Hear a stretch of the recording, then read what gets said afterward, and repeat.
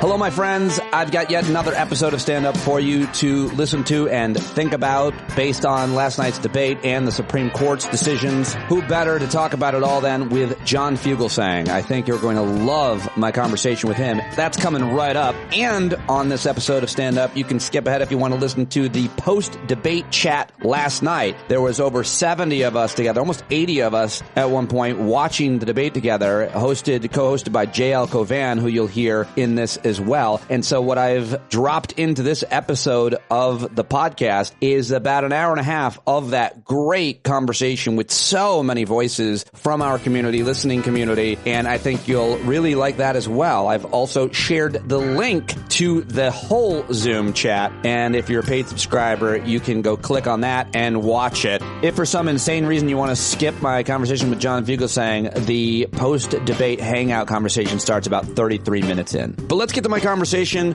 with Jon Fugelsang. We talked on Friday morning, just after the Supreme Court decided on Chevron and January 6th. We didn't really get too much into that, but guess what?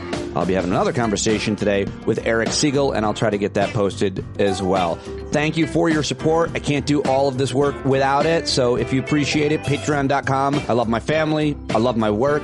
I love this community, and I hope that these podcasts and the community that we've built, the Discord platform, the friendships, will help you cope in these crazy, crazy times that we're all living in together. All right, you know Jon Fugelsang, of course. You can hear him every single day, every weekday, I should say, on SiriusXM's Progress Channel, 9 p.m. to midnight East. And you can listen to it as a podcast, the highlights as a podcast. Go search for and subscribe to Jon Fugelsang podcast. Go to sexyliberal.com to see Jon on tour with a bunch of other great, progressive, hilarious people. And let's do it right now with a great conversation with one of the best. It's my friend, Jon Fugelsang. You know, Pete, Donald Trump says that even Mother Teresa couldn't beat the charges he was convicted of. And I want to begin by pointing out that's because when Mother Teresa had sex with Ron Jeremy and paid him to lie about their hookup back in 97, she wasn't doing it to win an election. OK, that's the difference. I'm here to help. I did not know that until now that she had sex with Ron Jeremy. I thought you and I did, because literally you and I once hung out with Ron Jeremy. You remember that? I wouldn't put it that way. Well, we were on a panel with him. No, that was not me. You're thinking of some other awkward Caucasian. You and I were at a party that Ron Jeremy was at, and so was Judith Regan. Yeah. And so was Dennis Hoff, the dead pimp, who had a drugged out hooker with him. And there's a very awkward picture of all of us together. But that wasn't a panel. That was actually a party somewhere that you invited me to. And yeah, we got to spend some time with Ron Jeremy. Now, hold on. I think Judith invited both of us. Did I invite you? I gave you that invite?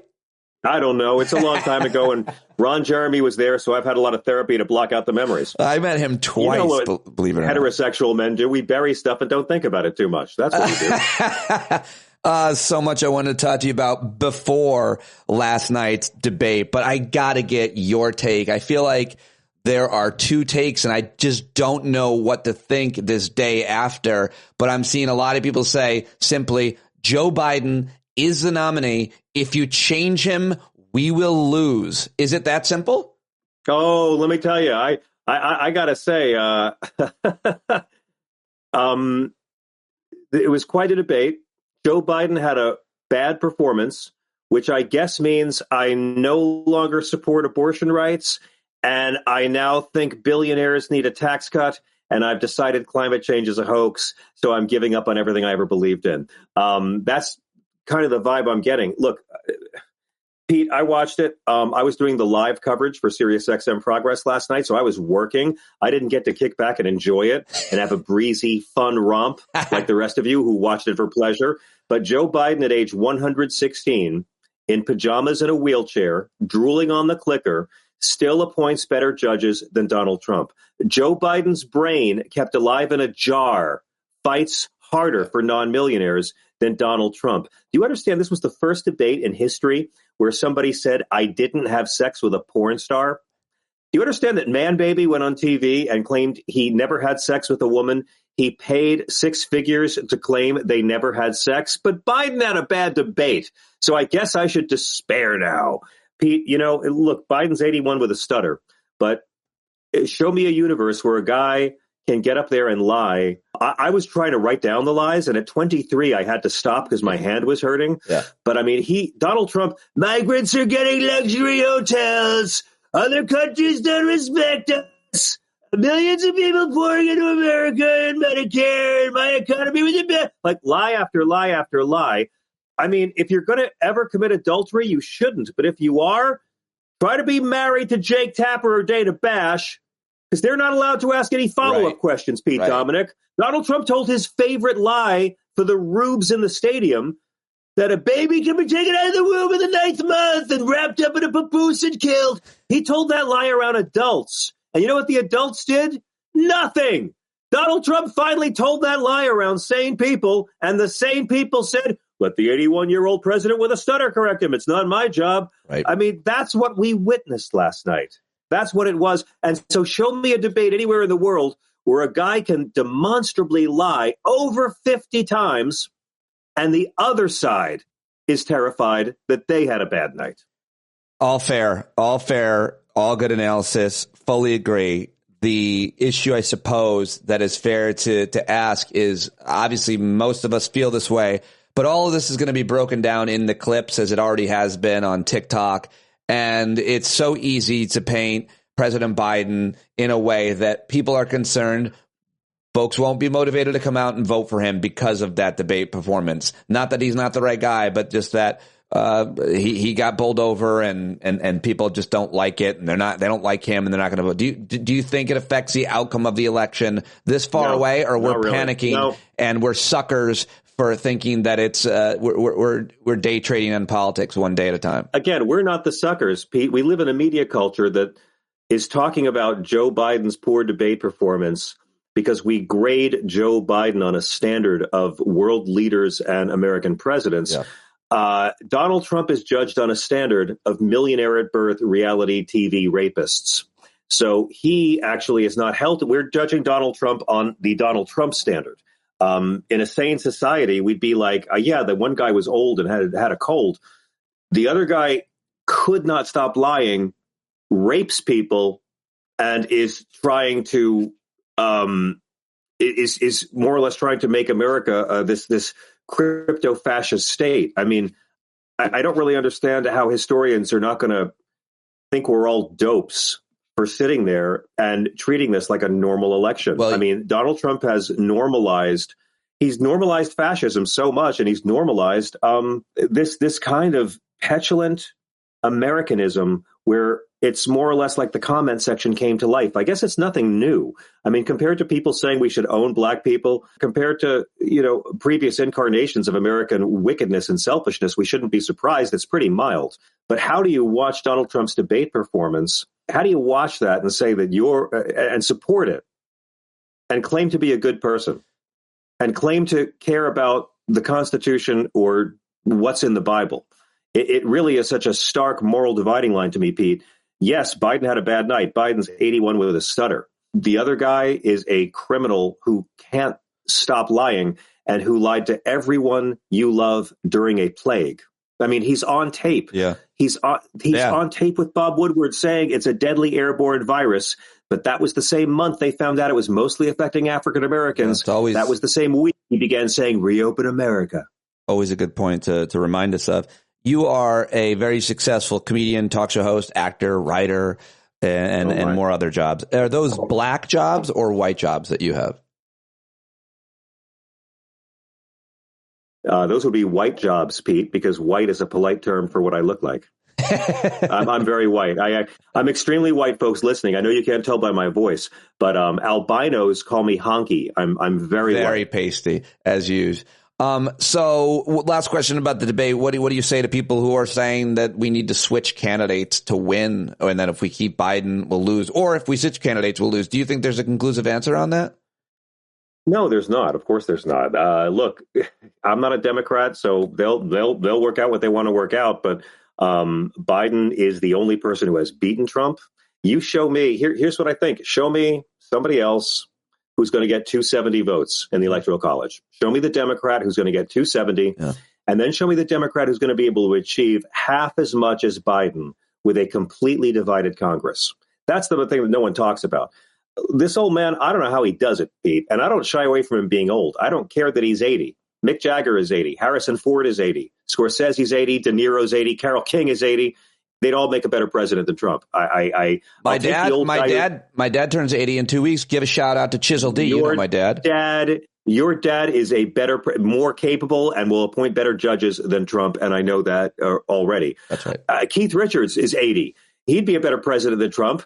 He's not American and not even technically alive, and he'd be better. So the ageism, I don't really mind having a president who I know is not thinking about his mistress or his next job. I don't care that he's 80. I'm voting for a set of principles. Pete, this might shock you. I've never bought a T-shirt with a politician's face on it and worn it on my body because I don't treat politicians like rock stars. I wear rock star T-shirts, but I've never been that into a public servant. So I don't need to have a cult experience in a stadium.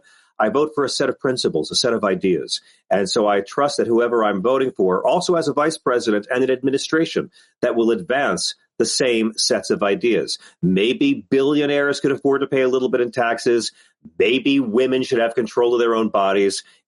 What we believe in is not going to change because of a poor debate performance. And again, this is America, Mr. Dominic.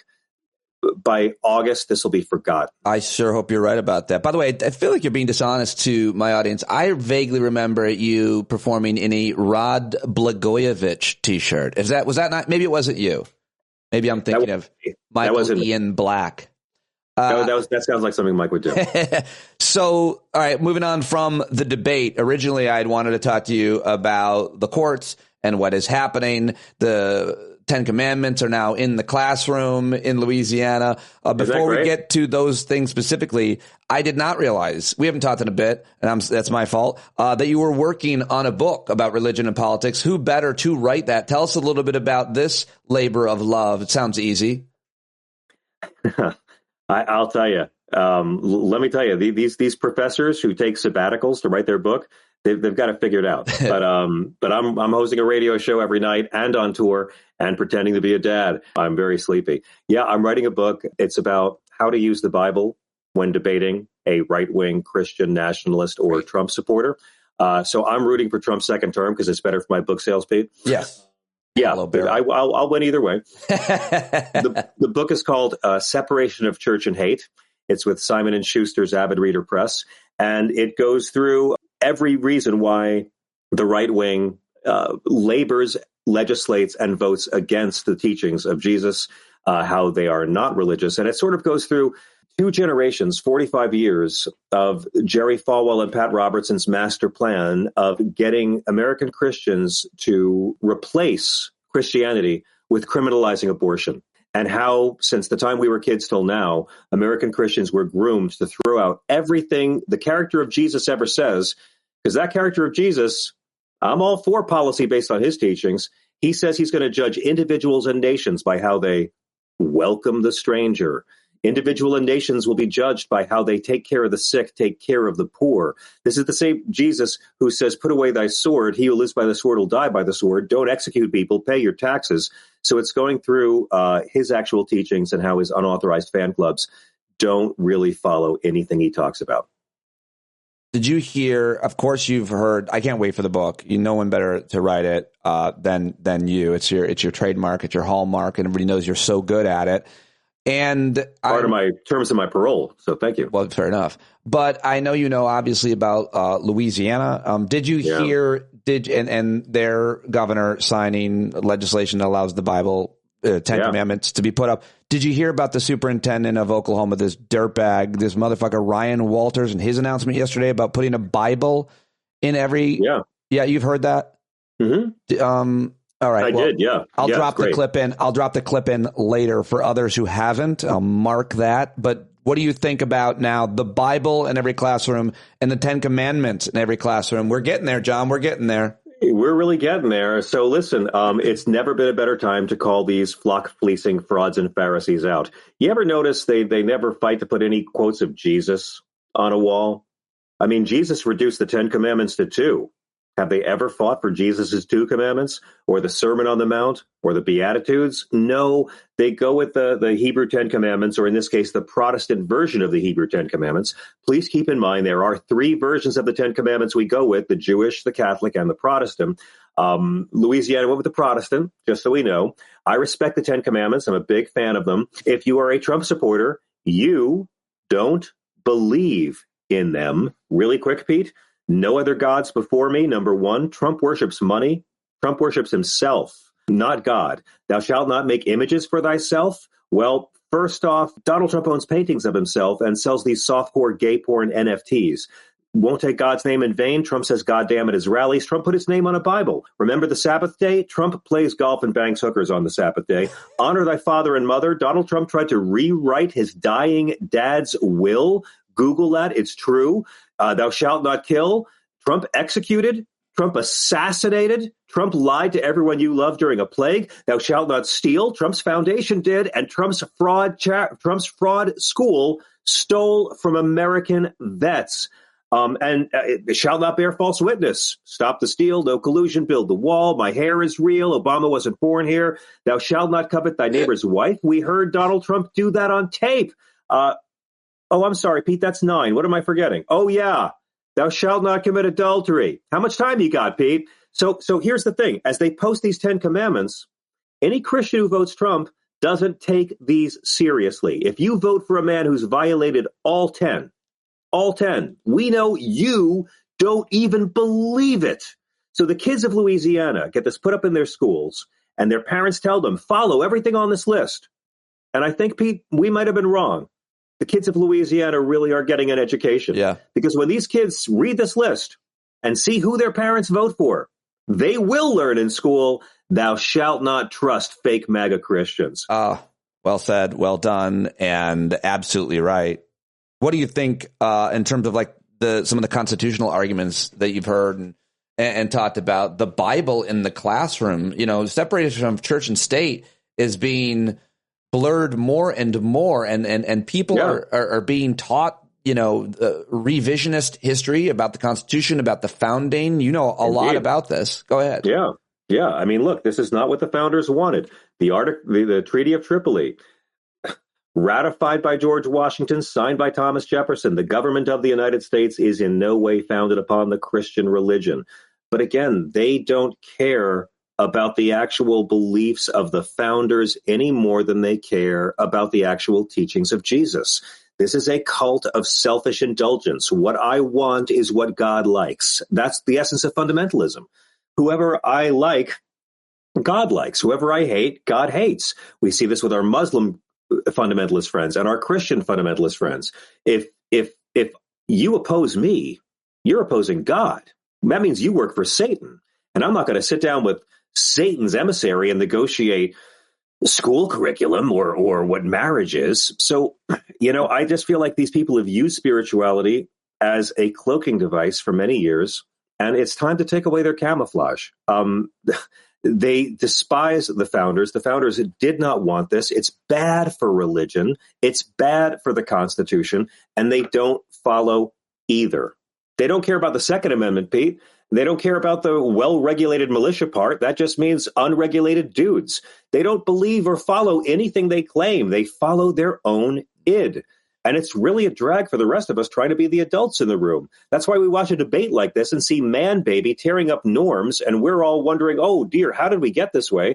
Donald Trump is the hood ornament on the car that is crashing into our democracy. He didn't happen overnight. He happened because we went from Nixon to Reagan to Quayle to Palin to Bush to Kid Rock. That he's part of a logical progression of the party of Lincoln. And I don't know where it ends, man. I don't know where it ends.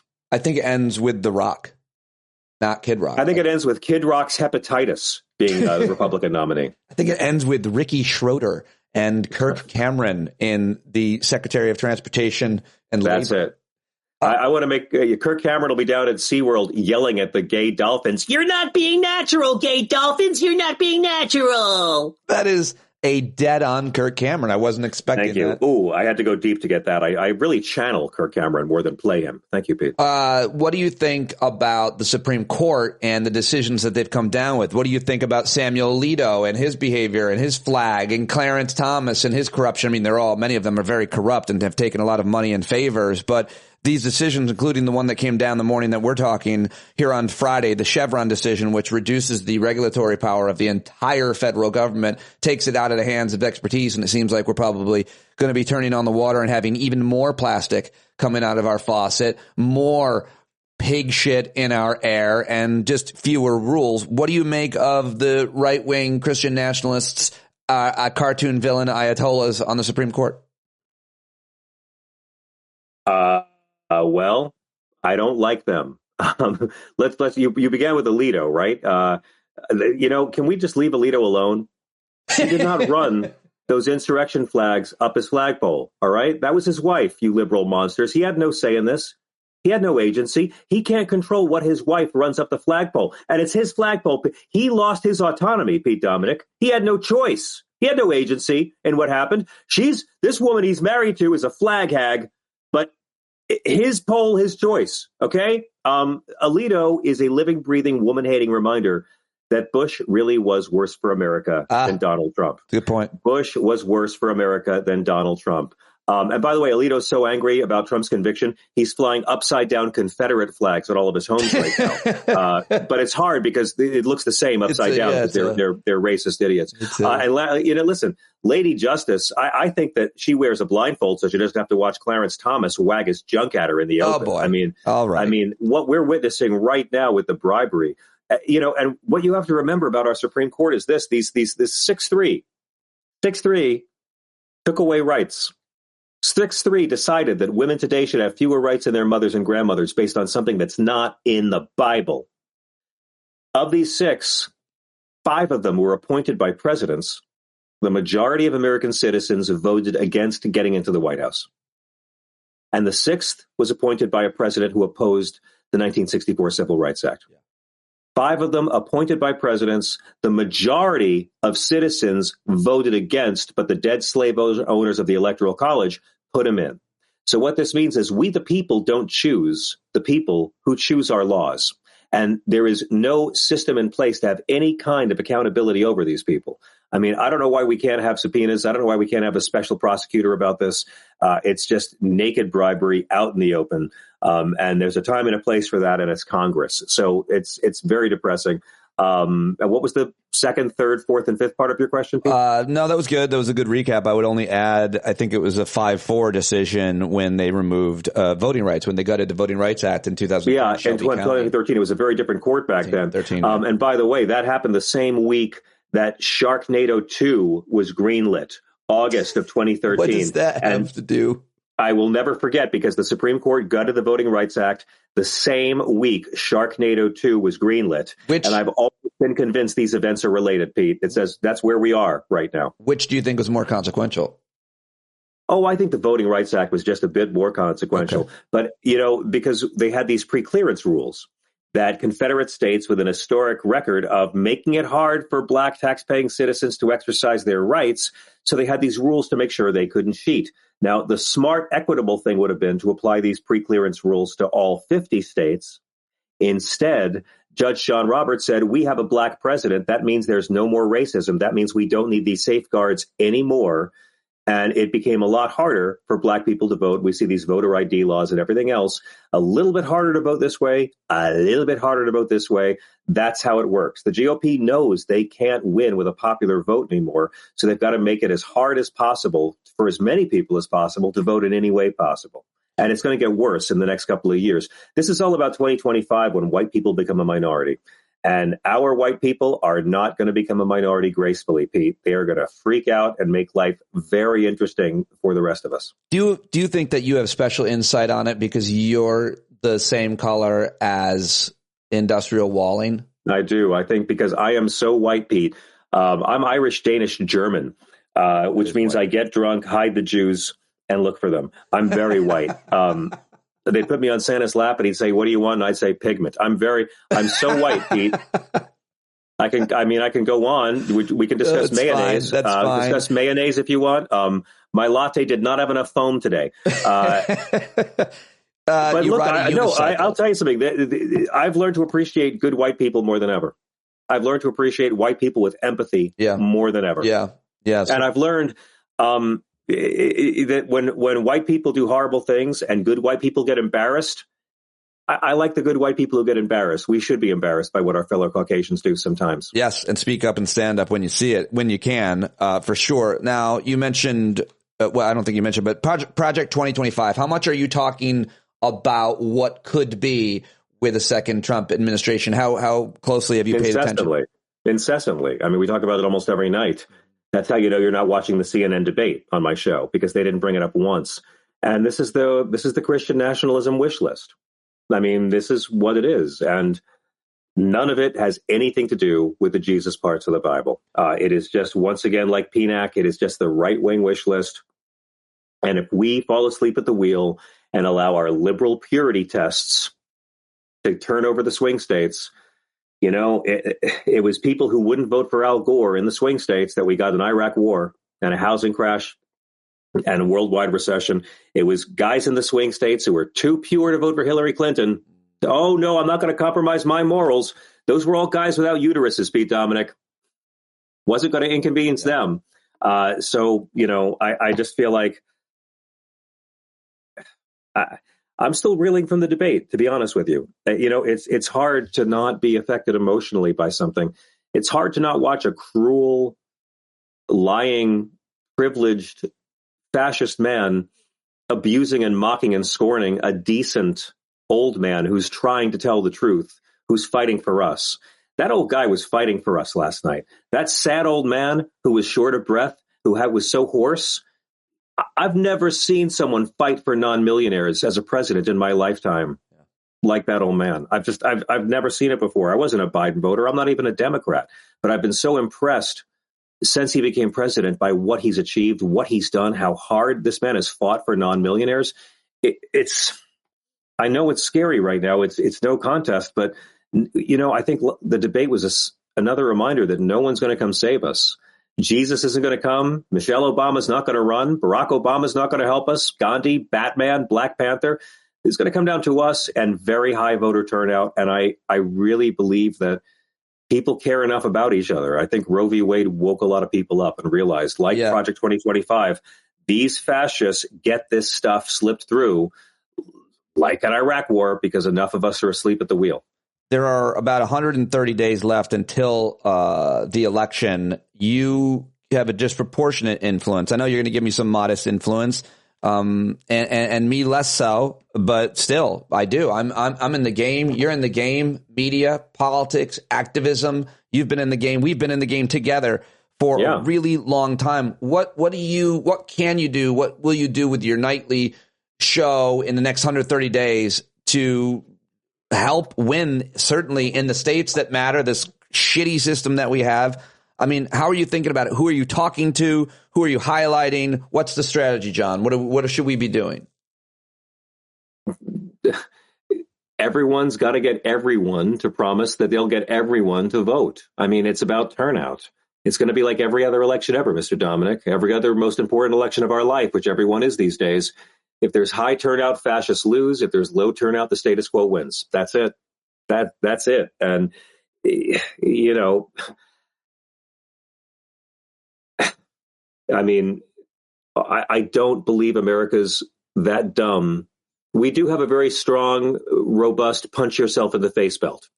And there is no group that is easier to deceive into punching themselves in the face than conservative white men. They're very easy to manipulate. Yeah. Donald Trump stole from veterans, Pete Dominic. Yeah. And called them veterans and called them suckers and losers, according to a Marine named Jon Carroll who lost his son. A general, yeah. And by the way, that can be denied. Donald Trump can call them liars. And his supporters are in a cult of unmanly, blind obedience. Last night was the night that I really believed that January 6th was Trump's beer hall putsch. You know, Hitler had to try and fail and go to jail before he got it right.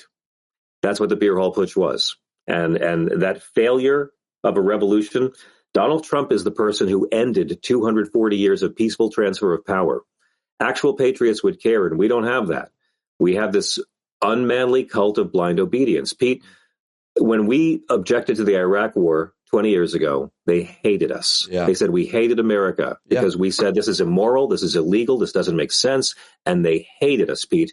Their obedience to George W. Bush and Dick Cheney's lies was absolute. And when we were proven right about the Iraq War, they hated us more. There was no grace. They hated us even more for warning them and then being proven right. And then Donald Trump comes in 2015 and says, you were lied into the Iraq War. Bush lied to you. Bush and Cheney lied to you. Instantly, the monster found a new mad scientist to follow. This low information voting-based monster we've created found a new Dr. Frankenstein, a new ruler. Pete Dominic, overnight in 2015, the right wing that had hated us for questioning George W. Bush cut Bush and Cheney loose. And I'd like to point out that Dick Cheney has been braver and more moral in opposing Donald Trump than George W. Bush ever has. The fact that George W. Bush has never even come out against Donald Trump once shows that he was still a worse president. But they're so fickle, Pete Dominic. They went from being blindly obedient Bush warriors to blindly obedient Trump warriors over George W. Bush's persona non grata in that party now.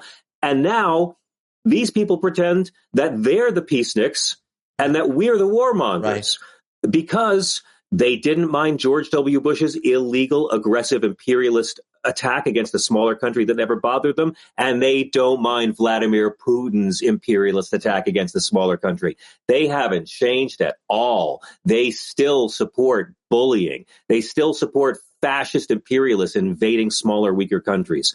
Their support for Putin is no different than their support for Bush. And what this means, Pete Dominic, is they will flip on Trump the second another charismatic strongman comes along. These people, and mark my words, when they're old, they'll deny they ever supported Trump.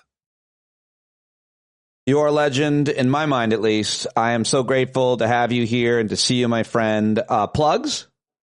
This is me on a 3-hour sleep, and I don't wear plugs. I'm just wearing a hat because it's a bad hair day. No, I wanted to see if you want. Oh, sorry. The Sexy Liberal Tour is on the road and coming to a theater in town near you. We've had great people join us, great politicians and media figures, and we've had Nancy Pelosi and Lily Tomlin, and Mark Hamill's going to join us on stage in L.A. this November. We're going to be playing in Boston in a couple of weeks. We're going to be playing in Atlanta in late July because I heard late July is a great time to be in Atlanta.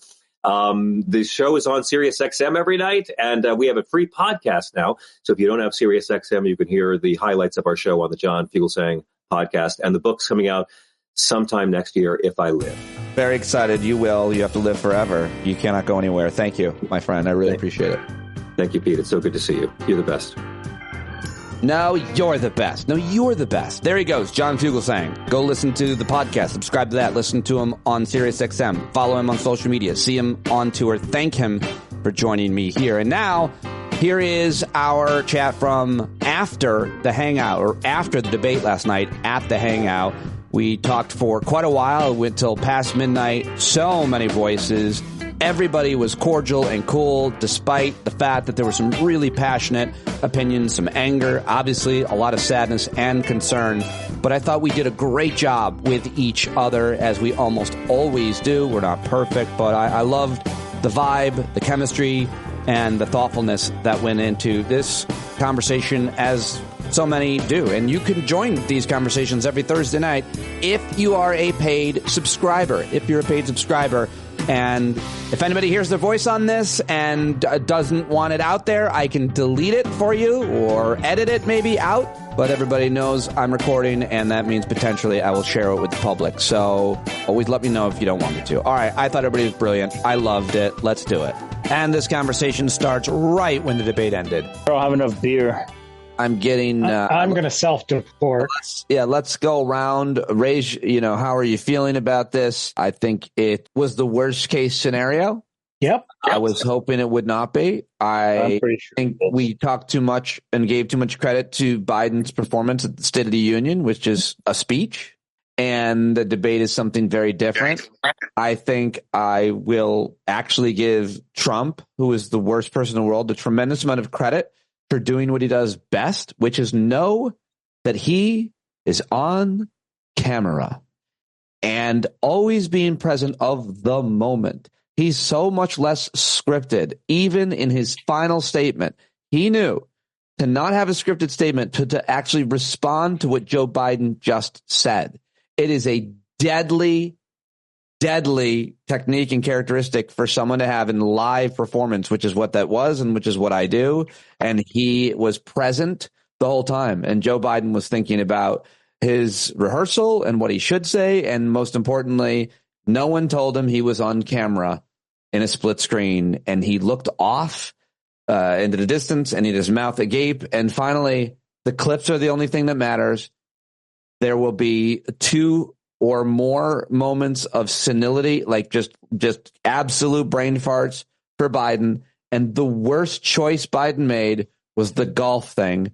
He brought it up. He walked into it. He got his own handicap wrong. And Trump fact-checked him on his handicap. And I guarantee that it'll be played. My final comment, Jay, I'll go to you and then go to anybody who has their hands up, is this. Now Trump will go out in every single rally. He will have a brand new bit, JL. It will be it won't be straight up just making fun of the stutter. It will say, I had no idea. I sat next to that man. I stood next to him and I had no idea what he was saying. And he won't be wrong because I didn't know what he was saying. I was watching it and as much of the time, I didn't know what Joe Biden's words were. I was like, what? And that is what Trump is going to do. It's going to be a great bit for him and it's going to kill. And you always knew what Trump was saying. And it didn't matter that he was lying the entire time. Jay. Right. Yeah. I just heard John King on CNN before I muted the TV to come on to this. And I've always liked John King and found him a sober, quality political journalist. But you'll know John King hired me at CNN. I have all kinds of stories. Go ahead. Oh, okay. I feel like you would have just said, great guy, if that's what you're going to say. But all I'm saying is the tone he led in with is like there's going to be high level discussions of should he step aside, and donors are going to start recruiting other high profile Democrats to encourage them to get in if they can get Biden to step aside. It was not, I mean, Kevin called it fairly right, except I think it was somehow worse for Biden because it wasn't even hey, he's trying to deliver policy discussions. He couldn't deliver that. He didn't even really deliver like in a comprehensible way, a sort of here's what we've done and here's why I should be given. It wasn't even that. I mean, I think he hit his stride a little bit more in the second half of the debate, and I think Trump became unhinged. But Trump appeared 20 years younger, always clear, always energetic. And even though Trump was lying through the entire time, I think that because Biden came off from jump as so old that he looked deathly, and I don't mean that in a disrespectful way. I mean, he looked like a fucking ghost. And I mean, as far as optics, this is going to replace Richard Nixon having stubble and sweating as the benchmark for horrible visuals. Because we're talking about how he sounded, but he looked white. Like he looks like he hasn't seen the sun in 6 months. Like he's a vampire. And that was the first image. Trump is tan. Biden is deathly pale. And he sounded terrible. I think this was a comprehensive failure because Biden should not have looked and sounded that awful. He would have not been as crisp and clear as Trump, but this was a failure of the medium thoroughly in terms of looks, sound, and prep and delivery. Well, I want to go to Charlie, Derek, and Phil, but I feel like a lot of people have also been saying that your appearance this evening has been also off-putting. Your skin tone is you were being very mean to Joe Biden, and a lot of people. No, I got my good spring summer half black tan going. No, like my skin is in its peak season.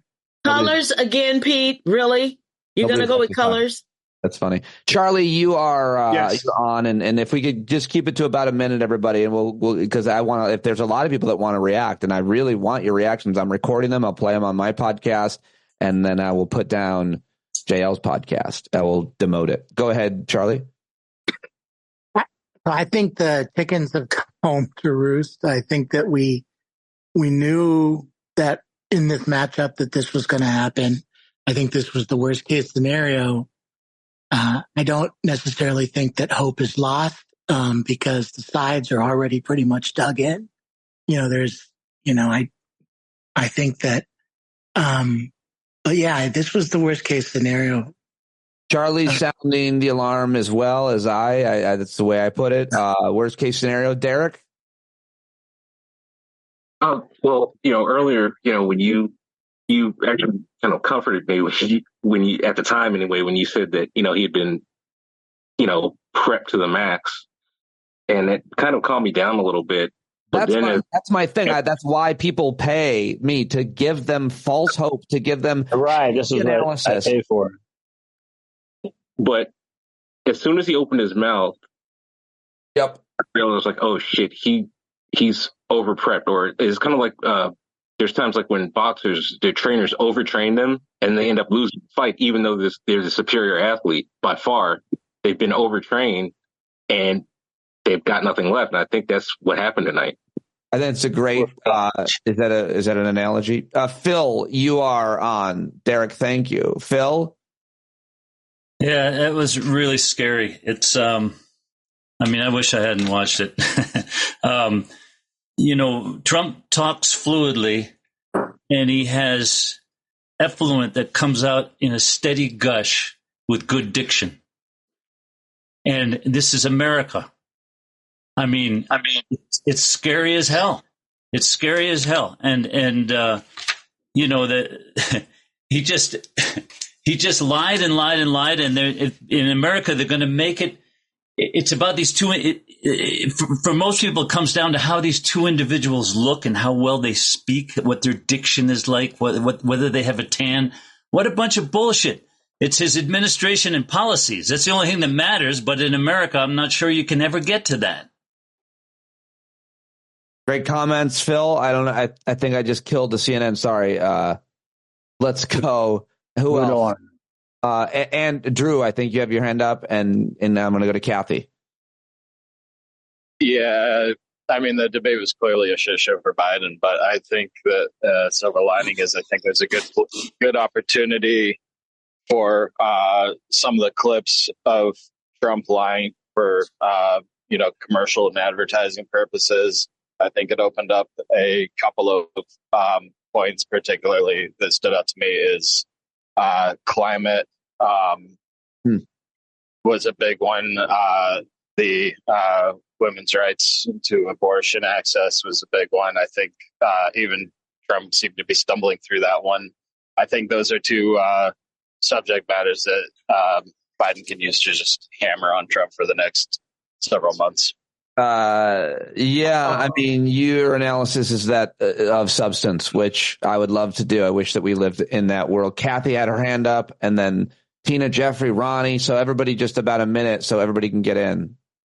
I was thinking two things. The first is, who is this going to convince to change their mind if they're already voting for Trump or if they're already voting for Biden? Will this flip anybody? And then the second piece is, I know that President Biden has a stutter, and I don't know very much about what happens with age with that kind of issue. But is this communication issue just a temporary thing because of maybe he had a sore throat or strep throat, or is this the kind of communication that we're going to expect from him going forward? Well, I'll just say I'm not sure it matters because this was the biggest stage he gets, so you might never see him speak again if you're not someone who pays attention to it like many of us. I certainly listen every day. But I don't think it was a stutter. Joe Biden has always had a stutter. I think it was the thing where, Trump does this too. He stopped in the middle of a point or a sentence and changed gears. And as well as just talk so softly. And someone said on Twitter, he's got a cold. Again, it doesn't matter. The perception is all that matters. He talks so softly that at times when you're rooting for a person like we are for him, and you couldn't understand them. And I think it's much different than just a stutter. That's my thoughts. Kathy, as always, brilliant. Jeffrey? Yeah, hi. I mean, I'm really sick to my stomach because this was far worse than I expected. His team, can he not just try to spew out these complicated answers to every single question, trying to come up with statistics and this, that, and the other? I mean, the only times that Biden looked reasonable was when he was laughing at what Trump was saying, or when he just told him that's an out and out lie. I can't even believe that he fell into this trap of trying to, use facts against somebody that has no concept of what facts are and doesn't care. Just says whatever comes into his mind.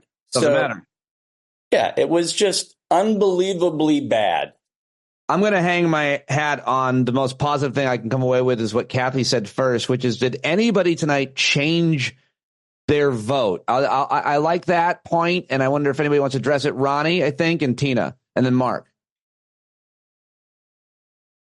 I'm actually now a Trump supporter if anybody wants to know. Oh, there's one person. Rob is honest. And I was going to say that I think our greatest hope is RFK Jr. now.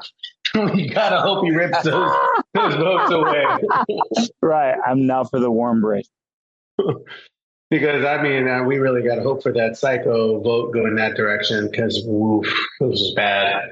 I think more people are going to vote for RFK Jr. if they were going to deciding between Biden and RFK. If you watch tonight, more people are going to vote for him. I think RFK may have been the winner of tonight's debate.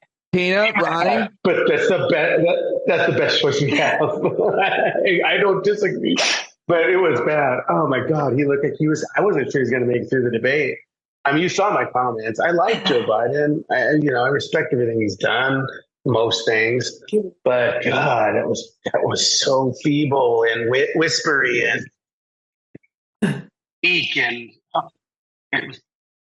All right, Ronnie, if you're just going to keep saying other accurate but criticisms, Tina Winsett, let's just get through. Everybody's got their hand up. Want to make sure everybody gets heard. Tina. As much as I hate it, I agree with you, Pete, that style is unfortunately the most fucking important thing in this country. I had the debate on my TV with the sound off, because I had you on. Reading that debate was very different than listening to it. Is that going to matter? No. And everything Trump said was a lie. And it just seems to me, unfortunately, his performance is what we're stuck with. If the Dems don't come out swinging as hard as they fucking can against Trump's lies, it's because right now, all they're talking about is old Biden. On every channel I flip through looking across the thing. So they need to have Nancy Pelosi out right now calling Trump out for lying about her turning down troops for January 6th. Where is that? How does that? You know media better than everybody here. You do. And where is she appear? But she's going to appear even on friendly everywhere they can get her in front of a microphone. They're going to ask. They have to play the Republican game. They have to say the same thing over and over and over again in front of every mic they can get her in front of, and not let the media be stuck on this old Biden thing. Yes, that's going to be there.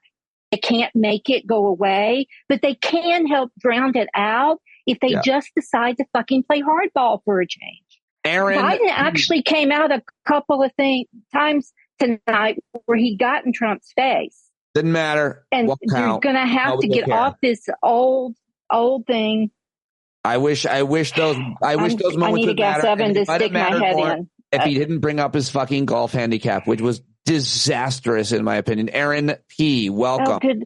But that compares to nothing to the stuff Trump said. If we let Trump get away with lying all the time, it's why he does. No one's because everybody just throws their hands up and says, "That's just Trump." Yeah, but Trump's lie that he won those tournaments. Turn CNN and MSNBC and Fox and everybody on. I'll see what they're saying tomorrow. Everybody knows you. All right, let's get more in here. Everybody, love it. Aaron, sorry. Yeah, no problem. I had very low expectations for Biden, just based off of age and what I could tell. It's kind of funny to talk about cognitive abilities. I mean, for his age, I'm trained in being able to assess and interpret cognitive abilities. I think it's very apparent. What I'm hopeful for and why I still am a supporter of Biden is because even for what he's lost and still has, he's far more competent with his knowledge than Trump and even Kennedy combined. And so what I do appreciate is that he's got a far more competent administration, which helps him out. And people call him, whatever amount of support they've got, for him, that's okay. It's far more competent. Thank you, Aaron. Good comments. Joan and Mark, I think, what I got. So the one thing about the golf conversation that I liked was when Biden challenged him to carry his own golf bag, but then he got his own handicap.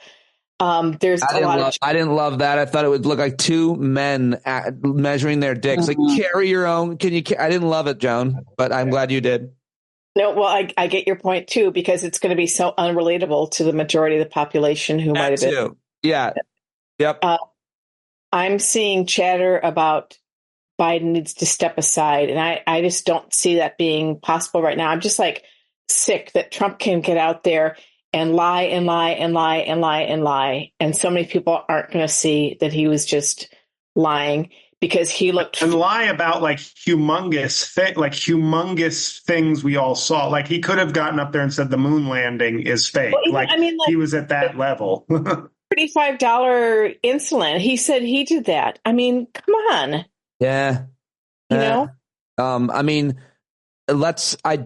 Jon Kelly is a liar. He basically said 4-star General Jon Kelly is a liar. I never said that about Charlottesville. Well, Jon Kelly's a Marine who lost his son, and so it doesn't matter. Let me ask you this, and I'll go to Mark. But I do think the most important question, JL, and to everybody, Mark first, because he's his hand up, and anybody else if I haven't called you.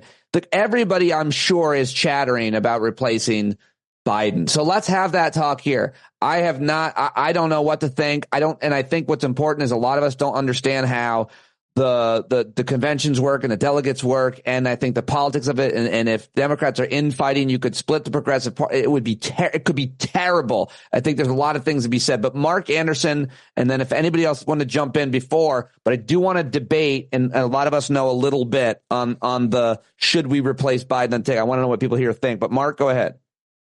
I've been trying to figure out how to salvage this for the Democrats because it was that bad.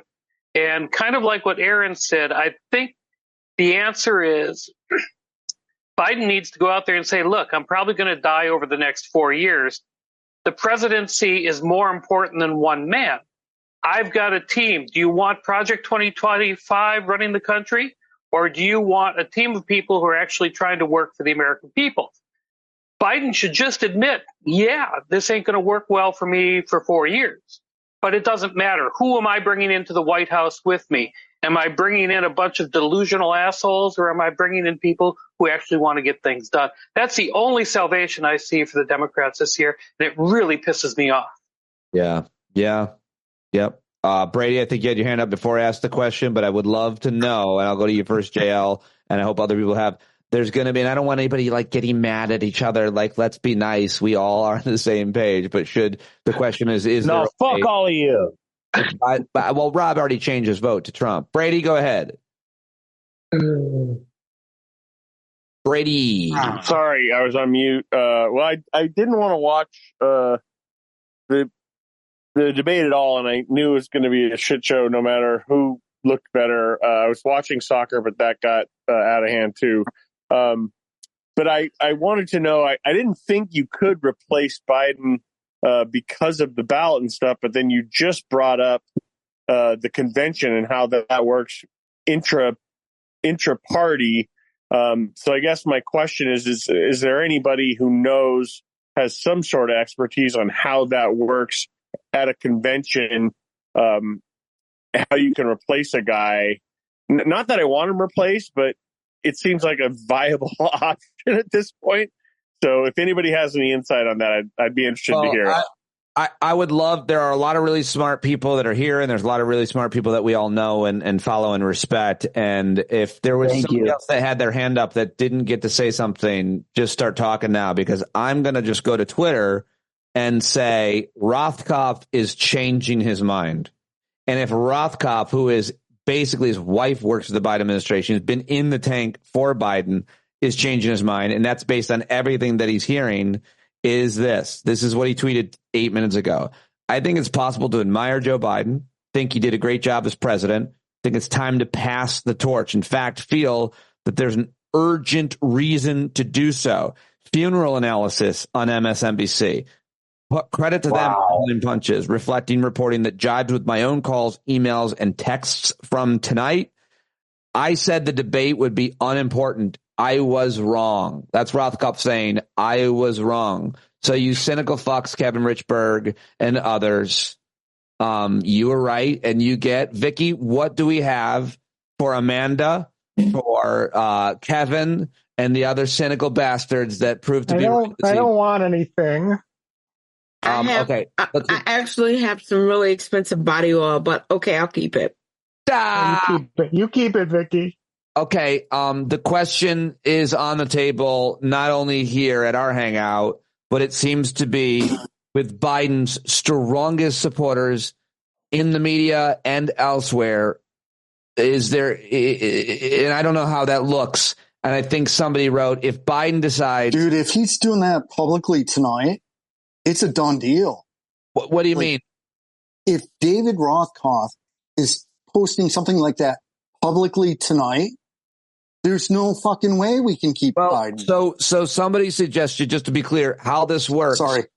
Biden would have to say, and I agree with this, I'm stepping out or whatever, but I insist that those who step forward do not criticize each other. Like, campaign nice. Someone suggested that, and I kind of laughed. I'm like, yeah, right. Good luck. But I couldn't help, and I tweeted this and I got in trouble with people I like. I couldn't help but imagine Kamala Harris, Pete Buttigieg, Gretchen Whitmer, Wes Moore, Governor Gavin Newsom, and AOC, Jamie Raskin. I could go on all night with names who would have absolutely obliterated Trump tonight because they would have used humor and wit. I mean, you saw all those names I just mentioned would have obliterated that disgrace of a man tonight. And Joe Biden didn't. He didn't. And I like all those guys who said Gavin Newsom is the most telegenic. He's problematic for a lot of reasons, but he's absolutely, gorgeous. He's gorgeous. He's a white man. He could win. It's Kamala. Kamala, and then somebody else. I would have loved to hear Gavin responding to all of Trump's bullshit. Before we get to other names, what are people's? Does anybody here have an argument or a thought that Joe Biden should stay? Joe Biden should continue to be the nominee. Does anybody want to get behind that Joe Biden should still be? If the ship is sinking, if the ship is going to sink, if 9 out of 10 people think the ship is sinking, and you just do nothing with the idea of, well, we can't.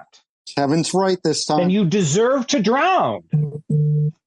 No, you don't. No, you don't. This is an Orwellian moment. These are two titular heads, and you got to get back to where are the policies and who. He's got important people in important positions who are competent. These are titular heads. We all understand that this is America, and unfortunately, that's the way it goes. But no, the Biden's administration is not sinking. It's just him. Phil, you cannot. Well said, Phil. Biden's administration will be gone, so it won't matter. Hold on. Let's go with hands up. Scott had his hand up. I see Jeff waving his hand. Craig. And I don't know if Derek, that's a new hand, but unfortunately, Phil, we actually have to, usually we give things away. We have to take something from you for using titular twice. Reach around your space in your studio there and give us something from yourself. Yes, please. This is my old 1979 guitar. Phil, we hate to take it from you, but we will, and we will auction it off. Biden is at a he's at a post debate party right now. Who is? Joe Biden. He's partying. What Joe Biden needs is those cocoons from the movie Cocoon, and to touch them and then break dance at the next debate. Bring in Steve Gutenberg. So you can talk anytime, but Scott and Jeff. I just want to say a couple things. If you all can hear me. Yep. I agree it was disastrous. But this faith in the team, fuck that. The final statement was, he led with, the problem with America is our tax policy. What the hell? Where's he living? This motherfucker said, Trump said black jobs. He said, you are a Palestinian. And Biden had nothing for it. His morality, this great good guy, had no response. This is deeper. Yeah, he was awful. His performance was awful. But the Democratic Party is trash.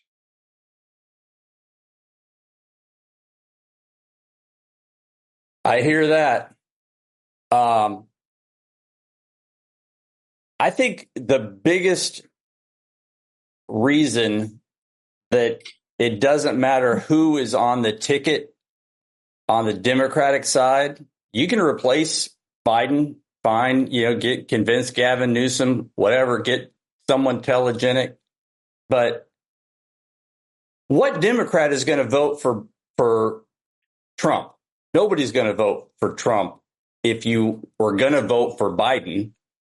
It's just that gets it down to getting people to the polls to vote against Trump. And, I don't think this is really looking, I don't know. I'm very worried. That's all. Jeff, I appreciate it. And Scott, I heard everything you said. I had to step away. And I think the point that resonated the most with me was his closing statement. Why was he focused on taxes? Obviously, that was a prepared statement. He thought that was going to be the most widely appealing, apparently, for swing state voters. But to you and to a whole lot of other people, they're like, really, that's your thing, your tax? I agree. I heard the same thing. I was like, what am I missing about how this was poll tested? If I'm in Ohio, you're talking about a job. You're not talking about taxes. You're talking about a good paying job. Yeah. You're not talking about tax. Damn. Yeah, that was a weird. I agree, and I wonder if people will go that deep into the analysis. I think they're currently. Anybody can jump in if you're watching media, you're paying attention. I'm trying to host. It was a horrible closing statement, and it wasn't, and it was a horrible closing statement, even if he had delivered it well, which he didn't. Good point. Yeah, but Trump's was worse. Trump's was worse.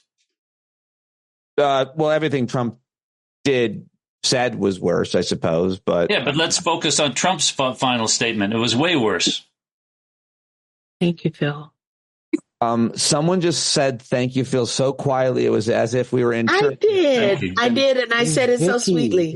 How did you not know it was Vicky? It was an angel's voice. Angel's voice.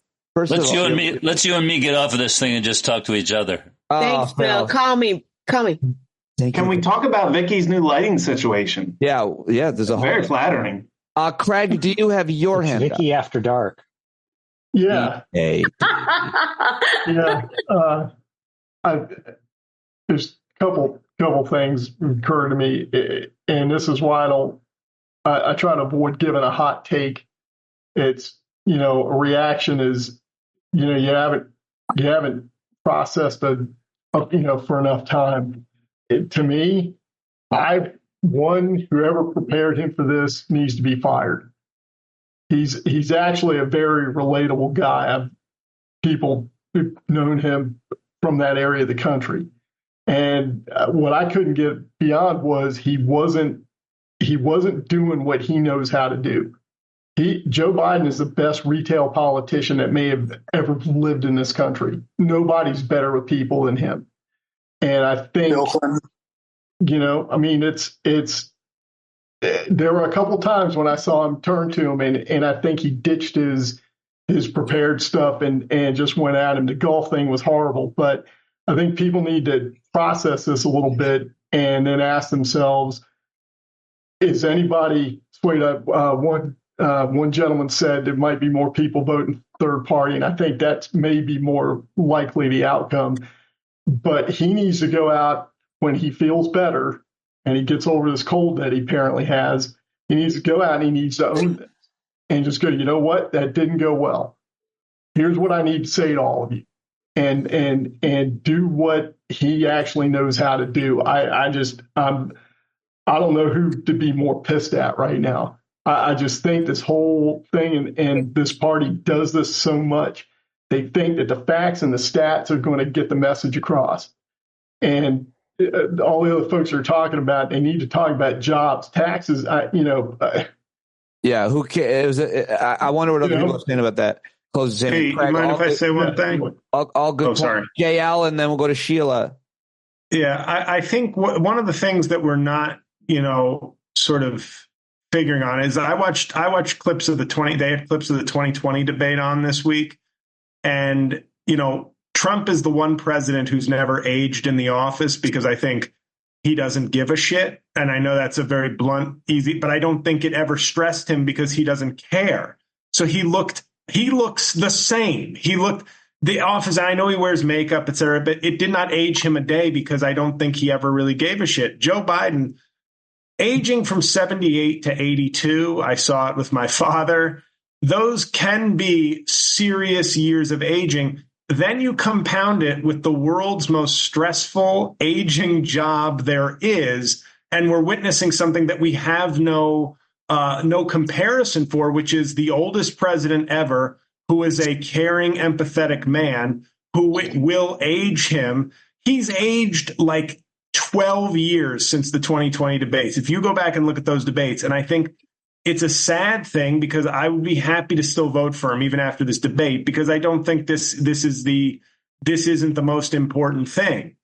But for perception, he looks ancient and he looked deathly up there, like the visual, and it mentioned about 100 times. Yeah, but I'm saying, like, we are the problem that we're dealing with is that we're seeing something that it may just he may just, I don't know, he may not be able to overcome what the office has done to him, even if he is sharp, because he was the oldest president ever, and it's the presidency. Like, the effects of the presidency on an 80-year-old man, we don't have data on that, but it can't be good. It's the least important and most cynical, and it's the past. But the idea that Joe Biden decided to run for re-election was so arrogant and gross. Sheila? Yeah. I mean, I agree, JL. I mean, the Joe that we saw at the State of the U was completely different than what we saw here. And maybe it's the debate and the back and forth, the questioning. I'd like to just go back a little bit to Scott and a little bit about what you said. And this is really, we went into this divided even amongst our Democratic Party on so many issues already. What is this going to do now? I just appreciate you flagging that, Scott, because I don't know that I capture that amongst all the bad. And I think it's a piece that we need to resonate with and sit in. And, leaders are only as good as the team behind them. And so I'm just as mad at his team, honestly, to prep him and to have them look him straight in the face and say, that's good. I mean, you could have easily have prepped him differently. So lots to talk about. Yeah. And I just want to echo that Scott's always great to give a point of view that maybe we're not hearing, and we should give him his own segment. I appreciated that a lot as well. Kathy Nathan, who is on the Board of Education in Rochester, Minnesota. Yeah. But she is moving to Portugal as a result of today's debate. I'm leaving for Canada tomorrow. Literally. I was just thinking what someone had said before. The attention now of the media is going to be on Biden for every public appearance. And so in a way, he might get more coverage than he would have gotten before. They'll treat every speech as, is this going to be another example of Biden's poor performance? Sure. And if his team turns it around, right, and realizes the error that they made, it might work out to a benefit that this debate was early and the media is going to look for it. And maybe he'll show a better sign of the other side of Joe. But I think you're right. His team's got to get the message better. Yeah. And what else are we seeing in media? What are we seeing on social media? If those of you are watching anything on the networks? I love that Joan was like on Twitter. Somebody was like, "Oh, you listen to these calls on C-SPAN," and Joan, who's joining us right now, is like, "Fuck off! I'm with the Pete Dominic Hangout. What's going on?" No, she did not say "fuck off." She's like, Tell me what you're missing. Yeah, so check your sources and let me know what you're seeing. I just read down the Washington Post. I went through the Washington Post live feed that they do as they were doing it of the opinion contributors. Every single one of them, from one side of the spectrum to the other, was Joe Biden sounds old, dying, cold. This is not good. Feeble, can't say words, doesn't know what he's thinking. That is just them repeating to each other for an hour and a half. And the lady I was responding to is Anarchy Princess, who's the lady in DC who goes up and like whistles behind Pete Navarro, like she's got a whistle. That's hilarious. I know who that is. She's a hero. She should be given the Civilian Medal of Congress presidential. I sound like Biden tonight. I may to be my boss at Glenn's meetup in August. Oh, really? So none of the lies Trump said are being covered. Yeah. Okay. No, that's terrible. Vicky, do you want to know why they're not being covered? Because they're already baked into the cake. Joe Biden going out there and looking like he's dying is something new. Yeah, like there's a psychological death to the idea that Trump lies all the time. We can't comment on it like it's something new because it's been happening for the last 8 years. All right. But now, it's people still not normal. People have their hands up. I want to hear from you, those of you. I want to hear from everybody. Just quickly to those who do have their hands up. I think Rob Dog was usually he's the worst person at talking over and whatever. Take my worst assessment. We should give him something, Vicky. Why? What are we going to give him for something for taking a formal route here and submitting? Trying to be official. I was trying to give this away earlier. It is good for me. Lots of Town Beauty Body Oil. Wait a minute. Oh, it's actually oil for you, Rob. There you go. There you go. I'm having some. I need all that instead of cocoa butter. My only point is, I think we're like missing maybe part of it that Trump was actually kind of well trained. I know he claimed like, I haven't prepared at all or whatever, but he was. He's good in those moments. He's good at it. He's good. Right. Like he stopped at the end of those terms. Maybe I missed something because I was gone for about 5 minutes, but I think it's important to note that like his team, really lined him up so that, he talked his bullshit, but then he stopped when he was supposed to. He didn't come off verbose and didn't, overtalk everybody and interrupt people and blah, blah, blah. See, please, I'm trying to make a point here. Oh, sorry, Rob. You know what I mean? So it's like, it's kind of scary to think that he was actually very well versed and trained in this thing. He came off pretty well, and it's something we need to consider. He's got some people behind him that are actually like looking to make something happen. So we got to consider that. I honestly have no idea what you're talking about. Wait, what? What do you mean, Phil? I heard him. No, I'm just saying, he said things like food has doubled, tripled, quadrupled. No, the price of food has quadrupled. No, but I'm not talking about the context of his point. But, you know, when the time was up, he shut down. He didn't overtalk Biden. Like, he was well versed, and I think that had something to do with it too. But they should He played by the rules, which is an improvement for Donald Trump. Thank you. And that's like the pretense standard. But I don't know why. Yeah, we all look at that as like duh. But I think like the general public looks at that something different than we do. Right, like, all right. But of course, time is up. Kimberly Kelly has her hand up. Hi, Kimberly. Great to see you. I would love to know what you think. Well, I agree with Robert that in terms of how he looked presentation-wise, Trump did really well, better than I would have expected. But what I wanted to go back to the conversation about should Joe Biden be replaced, and assuming it's possible with the ballots, I don't know all those rules. I think absolutely. I mean, I love Joe Biden. I mean, back when Obama first ran, in those early days before Obama blew up, Joe Biden was my candidate, right? So I've been for this guy for a long time, but he's just too old.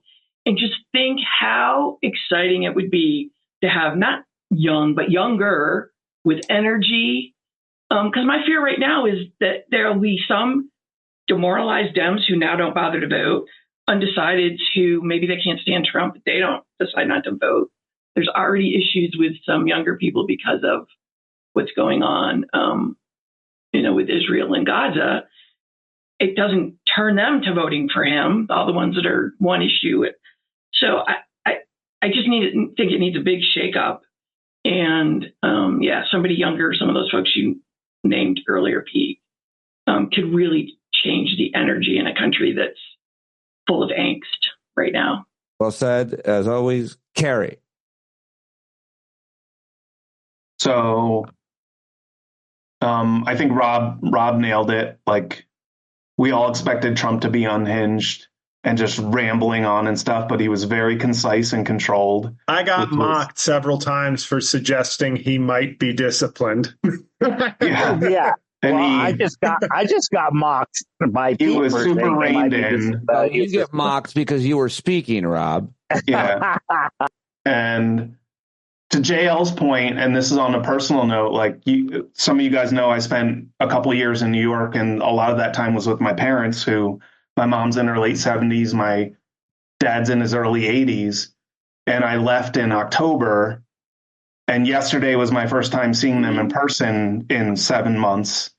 And holy shit, how much they aged. And like, it was frankly upsetting to see like how much they've declined in that little time. And it's not like their health has gotten so much poorer, but just like at that age, like you go downhill so quick. And to what JL was saying, like it showed, like he's just like demonstrating the fact that he's like not over the hill, but the guy's fucking old. And I know we rally against your ageism, Pete, but I'm not ageist.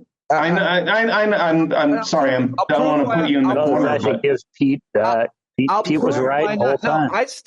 I think it's hilarious to say that about me. I'm all for your punches, but my comment and people have never heard me, but I'll say it again. What you just said about your parents made me very sad. But as some of you know, I just went and visited my parents, and my dad just signed up for a bike race. He rides 30 miles in 90-degree heat. My dad is almost 80, and he's super strong. My point being, will he run for president for us? But no, my point being, I would not want his parents are better than yours. My dad is better than yours, but I would not want him to be president. That's all I'm saying. He couldn't. I would if it's not Trump. And my dad drove me 11 miles home from the Beacon train station at the MTA and frightened the shit out of me. All I'm saying is, whether you decline quickly or you're somehow doing great, all I'm talking about is the president of the United States is the hardest, most stressful job. And I think it should go to somebody who's like 40 or 50. That's all. And that can safely drive you home from the train station. And can safely drive I got 3 words: old versus insane. Thank you, Phil. I'm not comparing Biden to Trump. I mean, and that's not an advocation for Trump. It's just like I think that's what it all boils down to. Like, I know, but this is what we have to sell: old versus insane. I kind of go too far there. Like Stephen Hawking's, like, you know, in a wheelchair, like, you know, doing astrophysics. It's like, are we really going to take that away from him because he had to use his eyeballs to freaking? I don't know what the fuck you're talking about at all. Yeah. At all. No way. Come on, man. No, like, I don't nobody, know why you know, there's people that are, you know, go through shit. And Stephen Hawking died 6 years ago. He died 6 years ago. Bad example. Stephen Hawking created like things while he could barely even fucking move. No, he didn't. He wasn't running for office. My point is, now, he wasn't running for anything. I thought he remained a total poonhound. I'm kidding. And he was really sharp. So he was very sharp. The point is, the question is, I will reset. Everybody everywhere is now talking about replacing Joe Biden. Will Joe Biden himself? It's up to Joe Biden. It's up to Joe Biden, the Biden family. You know, it is his closest friends and advisors. Will Joe Biden say, "Listen, I get it. I hear you. I'm out, Jack."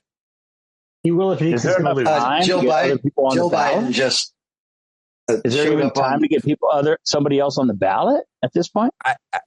Yes, there's enough time for sure. The convention is the nomination process. That it happens at the convention. He is not officially the nominee until all the delegates vote at the convention. And the convention. That's why they had this. Certain states have their own fucking limitations. Absolutely, I think Amanda's right. Like that's why they had this debate now. If Biden goes up there and shits the bed, we'll have time to replace him. I think Ezra Klein did a whole shit the bed he did. Ezra Klein did a whole podcast episode about this, which he took a lot of shit for. Which well, me specifically, and I owe him an apology. So, Lil, your point, your tone is so defensive of Ezra Klein. It's like you guys are fraternity brothers. I've never seen someone more defensive of Ezra Klein in my life. He's like, you know what? Except his twin brother, Vivek Murthy. No. Oh, it's so funny. It's so uncanny. It's it's like nothing I've ever seen in all of human experience. Who's got their hand up? Megan. So I hold a grudge against Joe Biden. Lots of good stuff. We'll vote for him if he's our person, but he is why we have Clarence Thomas. He would not run that investigation of Clarence Thomas because he didn't want to be called a racist. And I know it's a different time and everything else, but that was Biden's football to drop, and he did. So with that said, I don't think he can step aside because that gives Donald Trump the most ammunition he ever needed, because Trump will say, see, I beat him in the debate, blah, blah, blah, blah, blah. The Democrats don't have anything. And the idiots who don't really listen to policy, who are all about the WWE showmanship, are going to be like, yeah, Trump's right. And I just want to say to all the non-thinking assholes, fuck you. Well, yeah, but they can't say that if Kamala or Gavin Newsom is the nominee. They're going to just remember how Trump won the debates in 2016. He just made shit up and annihilated each of those opponents. So he's going to say, "Oh, Kamala, you're Joe sloppy seconds. You're right. Oh, Gavin Newsom, my son's got your wife because you're not good enough." He's going to go on and on and on about anyone. And it's the people who listen to him are going to, that's the WWE win. He was well trained for this debate, and we can't ignore that. Back to JL, and Charlie has his hand up. Back to me? Nope, not to you. We'll go to Charlie if you have nothing. Megan, to your point, though, I think that what they could say is that, well, you scared us that much in the debate. Yeah, we saw Biden, and we were responsible enough to throw in the towel with him, and you are that scary. And that's why we're bringing somebody else up. There's a lot of spins on it that you could put. It's a fair concern and a question that Megan's asking. Absolutely great. And that's a good answer too. Kenna Wilkins, who I don't recognize. So welcome. And that's a JL. That's a JL person. JL special. Hi, Kenna. Hi, Kenna. I'm Pete Dominic. Hi. And we're very happy to have you here. And it sounds like you may be in a car. I am. So can you hear me okay? Yeah, but we just need to know the make and model, and then we'd like to go ahead in the comments. Right. Electric or gas? It's a Honda HRV. Unfortunately, we're going to have to cancel your subscription. How much gas? I just wanted to ask, is there like an amendment that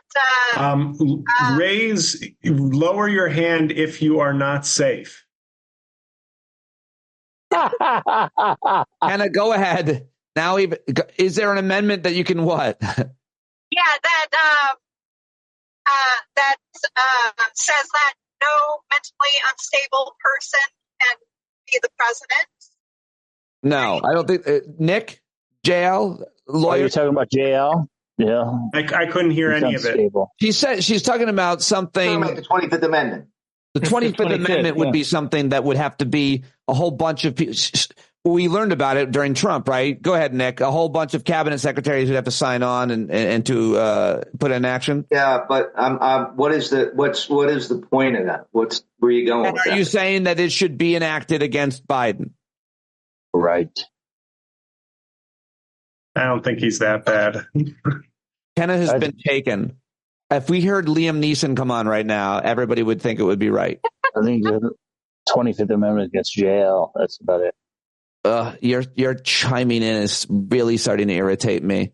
Come on. Love you. Did anybody watch Breaking Bad here? Because my theory is that Biden's next debate, he should do what Hector Salamanca did in the wheelchair and just try to blow up Trump with a wheelchair. I think that's a really That's why you should be on the CNN panel. That's why you should be sitting next to Axelrod. Nick, what do you want to say? And Brady, I think, had his hand up. Go ahead, Brady. Just quickly, does it, if you try to replace Biden with someone at the convention, does that really help the odds of defeating Trump? I mean, kind of like, hey, we're giving up on this guy. Here's the new person.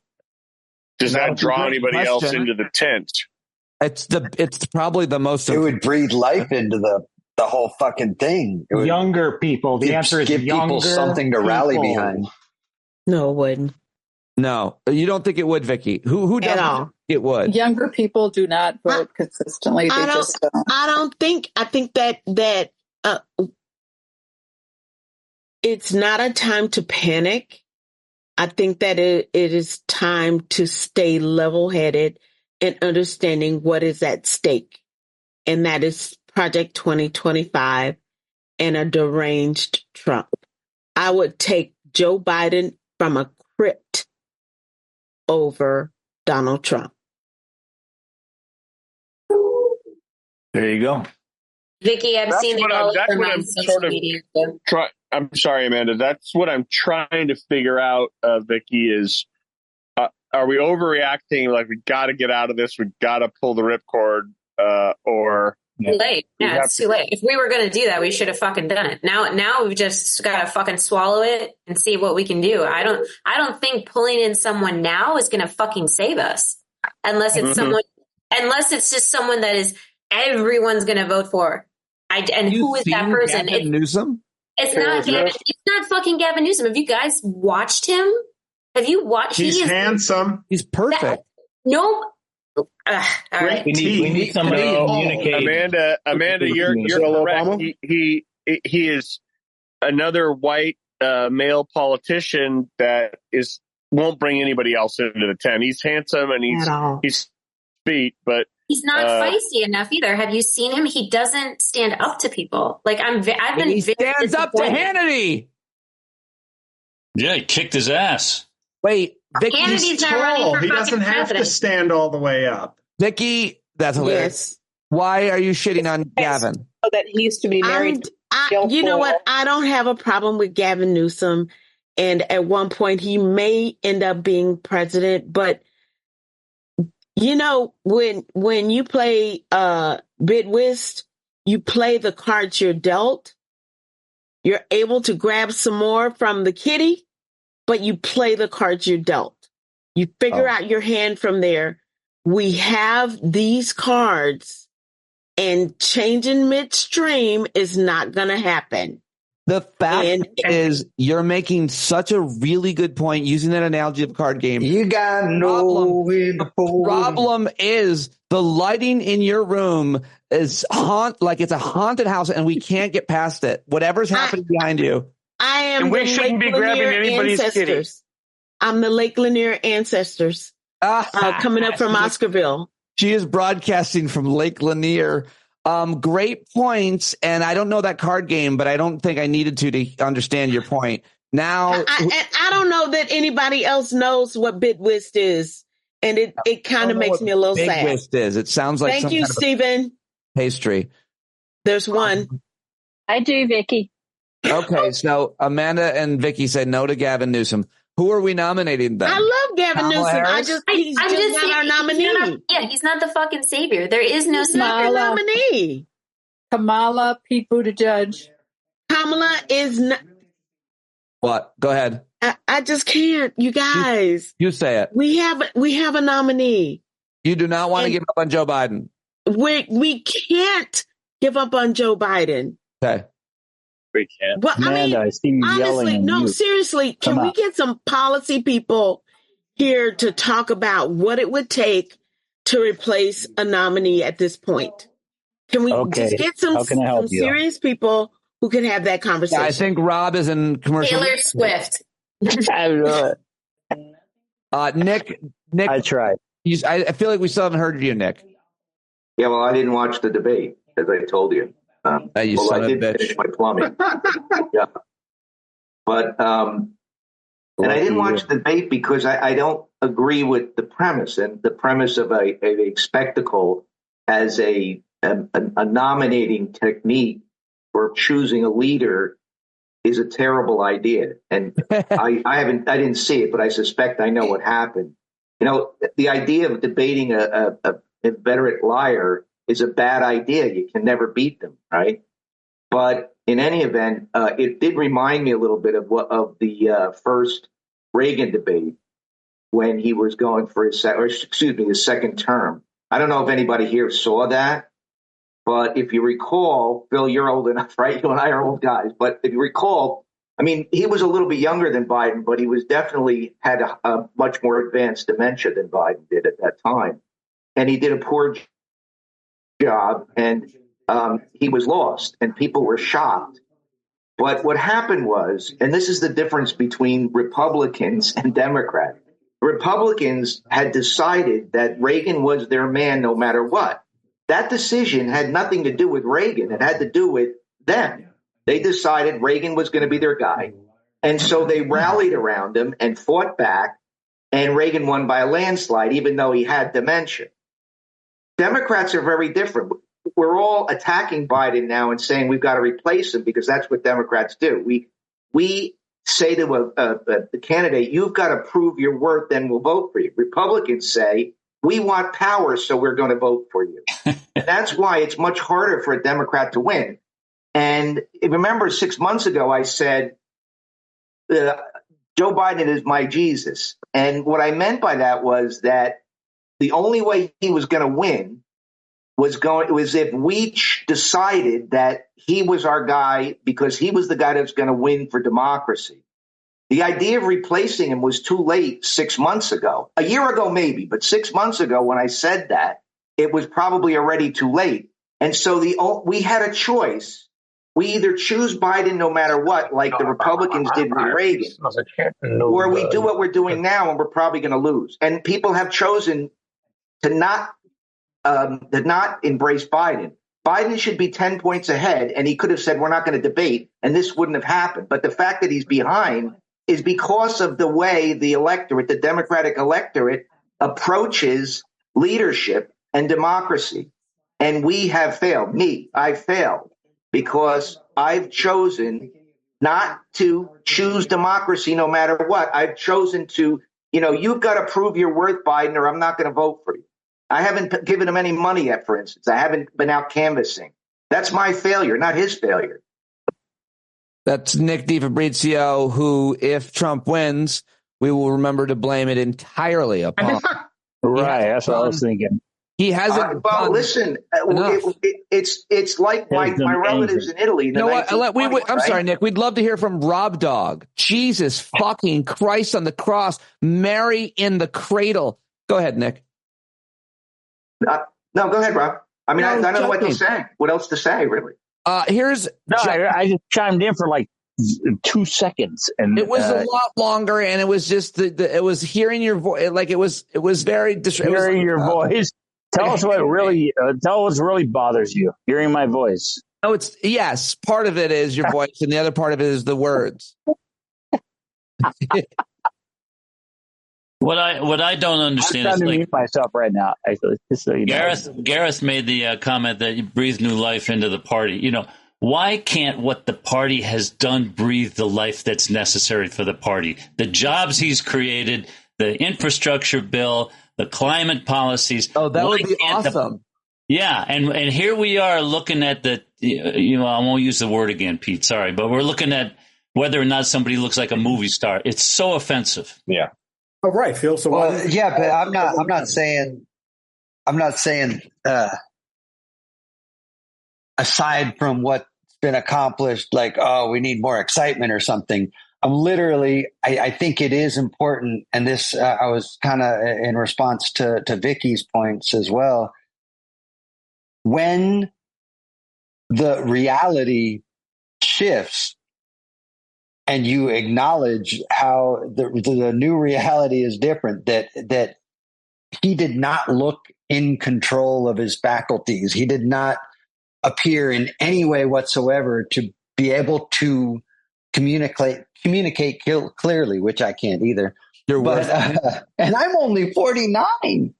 But just to say that, I mean, and maybe that's a failing of Democrats or liberals in general, that we actually want to deal with the reality of the situation and make it better and respond to when it changes. When something changes, you change your opinion of it or your approach to it. Yeah, we're not like Biden. It's we got to get somebody that knows, that can communicate effectively and communicate that to the nation as a whole, and possibly actually bring people to the table to vote for the Democratic side. Because otherwise, I mean, everybody, when Biden announced, and you had said it earlier, Pete, everybody I know was just so fucking disappointed because it seemed very clear at that point. Could have it was that this is the wrong way to go. We can't go back in time, obviously, and fix that. But here's Joan in the chat. Joan quoting Charlotte Clymer, who I increasingly am not a fan of, but writes, "I firmly believe that President Biden is the best person to beat Trump. Pisses me off that ageism and ableism are driving more concern than a felon and a rapist who constantly lies. So many reporters and pundits just shrug their shoulders in response to this." Like, my response to that is, yeah, it makes me mad too. But I live in reality in America and perception. Like, I am outraged that Donald Trump was on that stage. He had no business being on that stage. It's a disgrace to America that he was there, but he was there. I'm sorry, Pete. These are adverse times. I'm sorry. I'm sorry. I have an idea. It's John here. Jon Carroll, everybody. He's won 7 Emmys, 2 Tonys. I never heard of him. I'm going to run for the Democratic. John is announcing. He's running. No, I have an idea. These are such adverse times. Hey, you like our gallery? I would if you'd stop fucking moving, for Christ's sake. I'm trying to grow up. Okay, there it is. Wow. Chris Hayes made a really good point at the former Sunday school basketball teammate. Really? Yep. He's put on a few LBs, hasn't he? But anyway, go ahead. So Jesus. Okay, he made a great point. Speaking of being superficial, incumbents always do poorly in the first debate, and this adverse season that we're in this country, where it's completely absurd. It's a rapist. It's a felon, a liar, sociopath, and he is scoring somewhere in the even Steven numbers of the person who's a lifelong legislator, whose life has been long and a bit too long at this point to be able to campaign and communicate, which the guy who's not the incumbent, all he has to do is stand up there and communicate his thing. And everybody sees that, and it's a visual medium, and we see it, and it scares everybody right now. But the administration has been intact. It more or less saved a lot of what was lost, save for the million COVID lives. But it recovered, that administration recovered because the guy knew how to do it. He knew how to construct a team to help him do that. And that includes foreign policy, which isn't even in Trump's. So, John, but no, you are still supporting Joe Biden as no. Here's what I'm saying. It's adverse to see that part of what they overlooked in an effective administration is, like JL's point, someone to say, maybe get a tanning bed up here.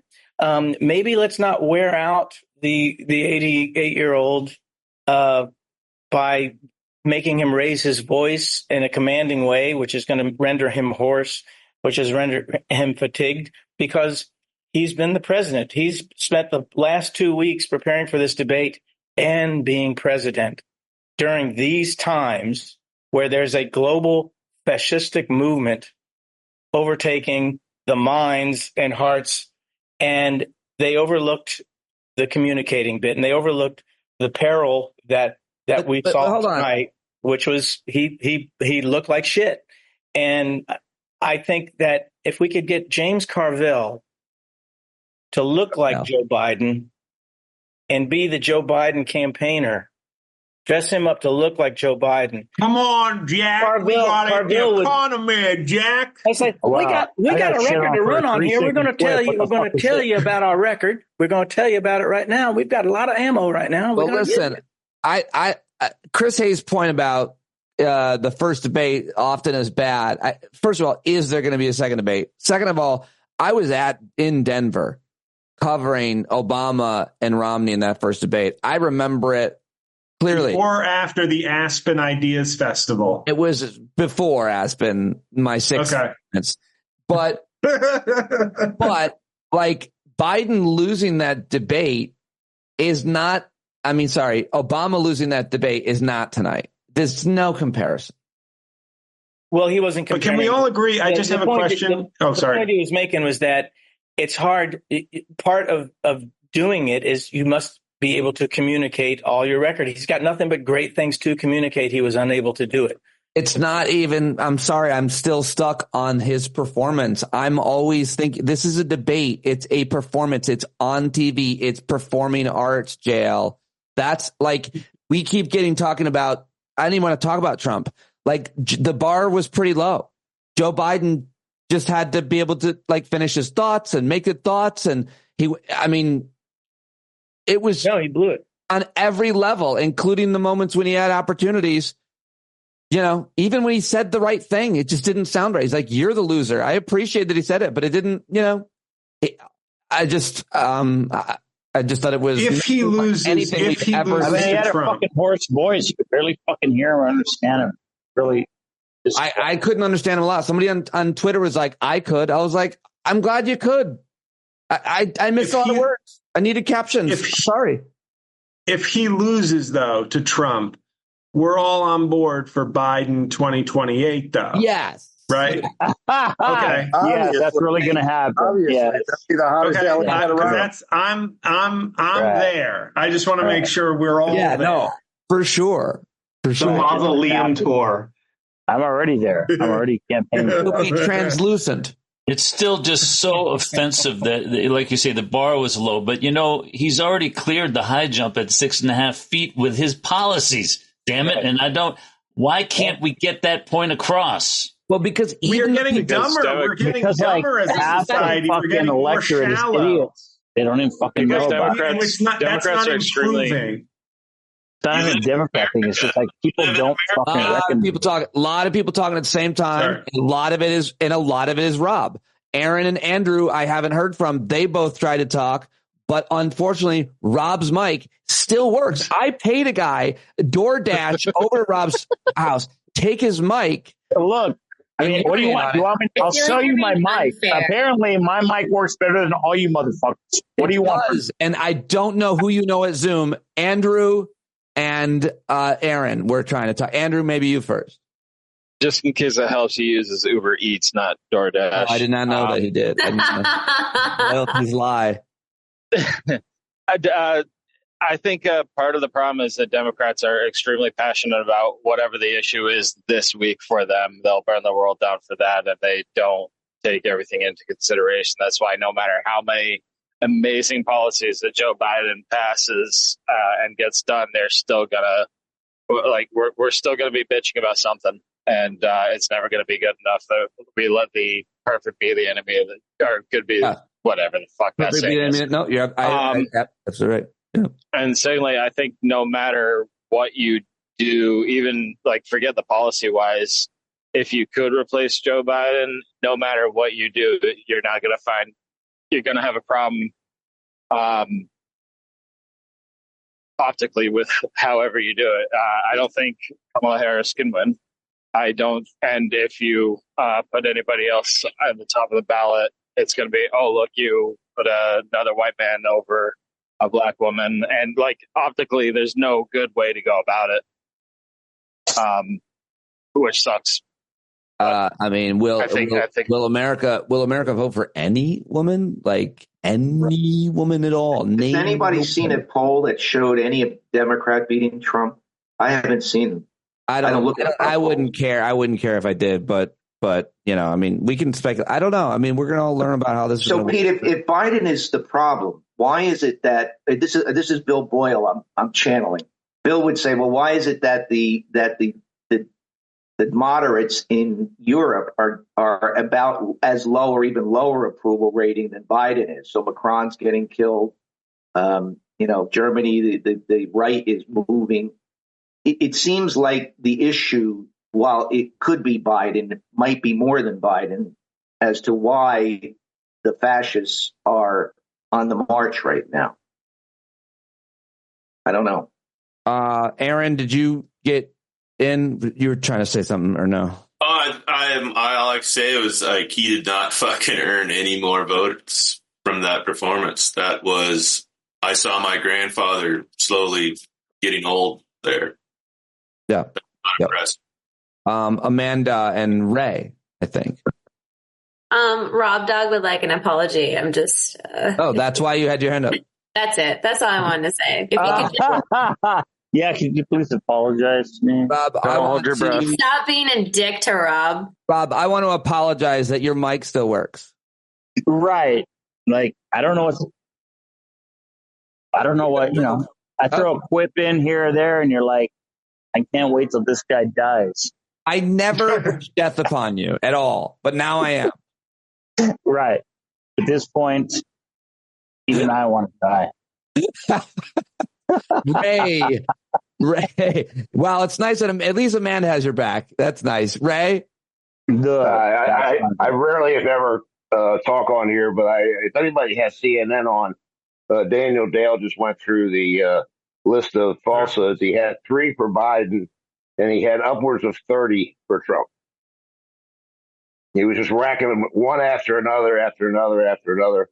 Biden's were basically misleading statements, and Trump's were just total bullshit. That's interesting. Total bullshit. That's interesting. He's the fact checker there, right? And thank you, Ray. And I wonder if, it's so important. It's the most important thing. Does it matter? I'm not sure. Everybody knows he lies all the time. And I think JL said it earlier. We remark on the planes that crash, and Trump surprised us in his good behavior, but he basically took off and he landed, and Biden's plane crashed. And that's why we're only talking about him and not all of Trump's lies, which, yeah, that's my thought. Well, yeah, but that didn't happen for me. I thought Trump crashed, but I guess I'm the only one. How did he crash? How did he Because he lied left and right. He lied constantly. But you're not the only one, Bill. But you knew he was going to do that. He was elected president as a liar. Like him lying is like him breathing. So you have to. America has accepted. Enough Americans have accepted that they're fine with the Republican nominee being a rapist, a criminal, a liar, incompetent. So that's his baseline. Right. Joe Biden's baseline is, why don't we have Medicare for all? Why aren't you 58 and jacked? And so he's constantly not meeting the standard. But as Pete has been saying, we are seemingly mostly all in agreement with that's not right. But we should all be in agreement that that is reality. And I think we are not going to improve as a country anytime soon. I think we are devolving, not evolving, and not even staying static. I think unless we can find every 4 years or 8 years the new Barack Obama JFK, we're going to be in trouble for a while, because that's the standard that's set for Democrats. Democrats have to be charismatic leaders who are everything to everyone under the tent of, and Republicans are just like, who's going to win and who do we like? Just who's the meanest to Democrats? We'll all rally behind him or her. Ha ha ha, him. And that's it. So did anybody mention how grateful we are to have JL here with us tonight? I love it. This is exactly why we went to Vegas and we hung out with JL. Thank you, JL. This is exactly why I was talking to Kevin earlier about whiteness. It's factored in the equation. This needs to, this like everything we've been talking about today, like we're just bullshitting around the motherfucking 600-pound gorilla in the room. It's whiteness. Let's talk about it. I think you guys are all some really good white people here. Seriously, I think you all have your hearts in the right place. Let's talk about the motherfucking elephant in the room. Whiteness hurts you too more than it hurts me. Well, maybe not more, but you understand what I'm saying? Do you have any thoughts on that? I have a lot of access and opportunity. Yowza. Can I just say something, Stephen? I think you're right. And I think when Trump said to Biden, you called black folks super predators in the 80s, Trump should have, God, I'm as bad as Biden right now. Biden should have turned around and said, when are you going to apologize to the Central Park Five? You are a racist. He should have just laid it out. By the way, Biden never said that. Clinton said that. Hillary said that. Biden never said that shit. I will say that wasn't me. I will say Biden can take a little bit of the dirt from the fact that was Democrats saying it. And so we all have to kind of, if we didn't stop it, we have to own some of that. And if Biden had even said, you know what? I was wrong. I liked what he was saying about the things he was trying to do, but the truth is, it's the foundation of the problem of this country, and we have to start acknowledging it. And it has to come out. We have to say it. I also have to acknowledge fucking Rob Dog's fact check is accurate, which is really hard for me. Why? He's smart. Why do you always think How dare you, mother? Defend him, Amanda. Maybe I'm right on something. Like black jobs, Hispanic jobs. I'm still hung up on that. He didn't fucking address, like, I was fucking losing it. I cannot believe that was just said like, oh, that's just normal language. It's totally fine. Yeah, Let's just keep going. It's how fine. did that come up again? Who was saying cut her off, Pete? Cut her off. No, I want to know who was saying black job. Like, how did that come up again? What was it? Trump. Trump said that immigrants are coming in and taking black and Hispanic jobs. That's what he said. Because he's basically saying that immigrants, our black folks and our Hispanic folks, are only taking low-level, low-paying jobs off the books. That's what he said. Okay. Yeah, that's what I thought, but I didn't remember exactly how I was more. But this is the issue for me, you guys, is that you completely negate all of you keep saying it's baked in the cake. Oh, we know Trump lies, but when does that change? When do you guys ever get a grip on the fact that this guy, completely lies, and it ought to be brought up every single freaking time. And that it's like, oh, he lies, but oh my God, Biden is so freaking old, but he lies. Oh my God, look at the old Biden. I mean, I'm at a freaking loss. I know. And I love you guys, and you know that. But I'm at such a freaking loss. I'm hoping that after this debate, is on Joe Biden and not on this 34 felon convicted on this completely immoral, degenerate person that the focus continues to be on Joe Biden and not on him. And I am really, you guys, I am so disappointed. Well, I'm so disappointed. Let's hope that over the next couple of days they dig into this. I don't have a couple of days. I mean, but that's the point. We don't have a couple of days. You're right. I think that we'll be talking about space lasers. Aren't we talking about the election? Fair enough. I think that I absolutely share, fully agree what you're saying, but I think what the conversation here tonight is, how does this play around the nation? It's not what we think. Of course we agree with you. My very first point is the fact that man is on that stage is a full-on disgrace. But the point about the debate is it's a debate. And we have to be realistic about how the media reacts to it and how the public reacts to it and who gets activated or deactivated as voters. So your point is fully taken, and I don't think anybody here disagrees with it. But I think the conversation is about not what we here think, but how it's going to affect the electorate. But that's my point, though, Pete, is that mainstream media is going to pick on that point. It's not going to pick on the point that they're talking about a convict. They're going to pick on that point that Biden froze, that Biden didn't do this, that Biden didn't do that. Not the other. It's what's going to be the clickbait. And that's what we've turned into, this country of people who just want to be the popular girl at school. Huh. Everybody wants to be the popular girl at school. And that she is a D student or whatever and stuff, but just that she's popular. And that is the problem with this whole thing, is that we have turned this country into a place that is Facebook, that is a popularity freaking contest.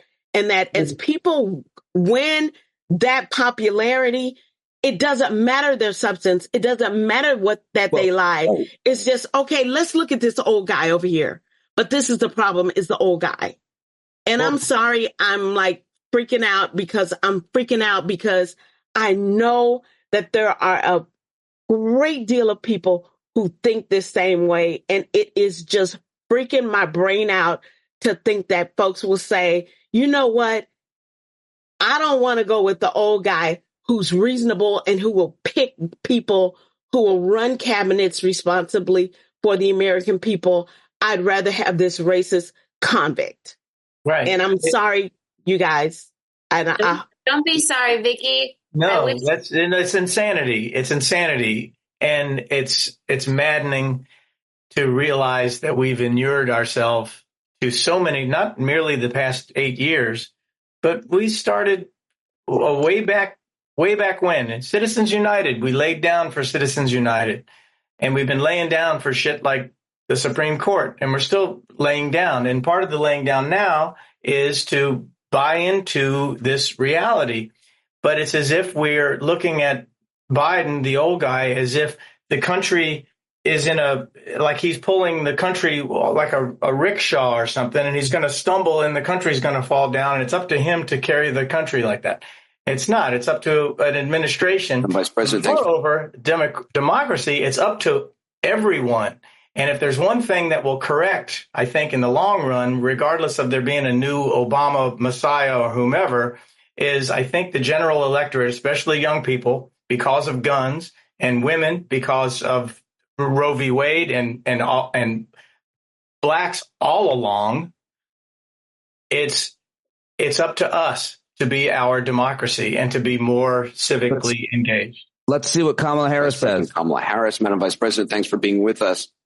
CNN's John King has described a panic inside the Democratic Party right now because of President Biden's performance in tonight's debate. He's been hearing from Democratic lawmakers and others around the country. Some within your own party are wondering if President Biden should even step aside. What do you say to that? Listen, first of all, what we saw tonight is the president making a very clear contrast with Donald Trump on all of the issues that matter to the American people. Yes, there was a slow start, but it was a strong finish. And what became very clear through the course of the night is that Joe Biden is fighting on behalf of the American people on substance, on policy, on performance. Joe Biden is extraordinarily strong.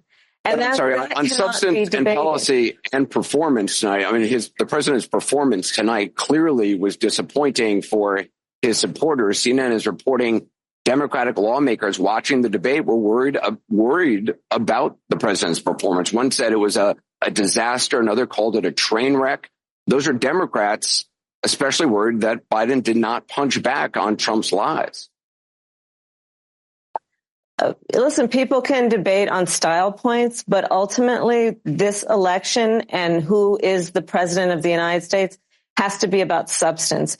And the contrast is clear. Look at what happened during the course of the debate. Donald Trump lied over and over and over again, as he is wont to do. He would not disavow what happened on January 6th.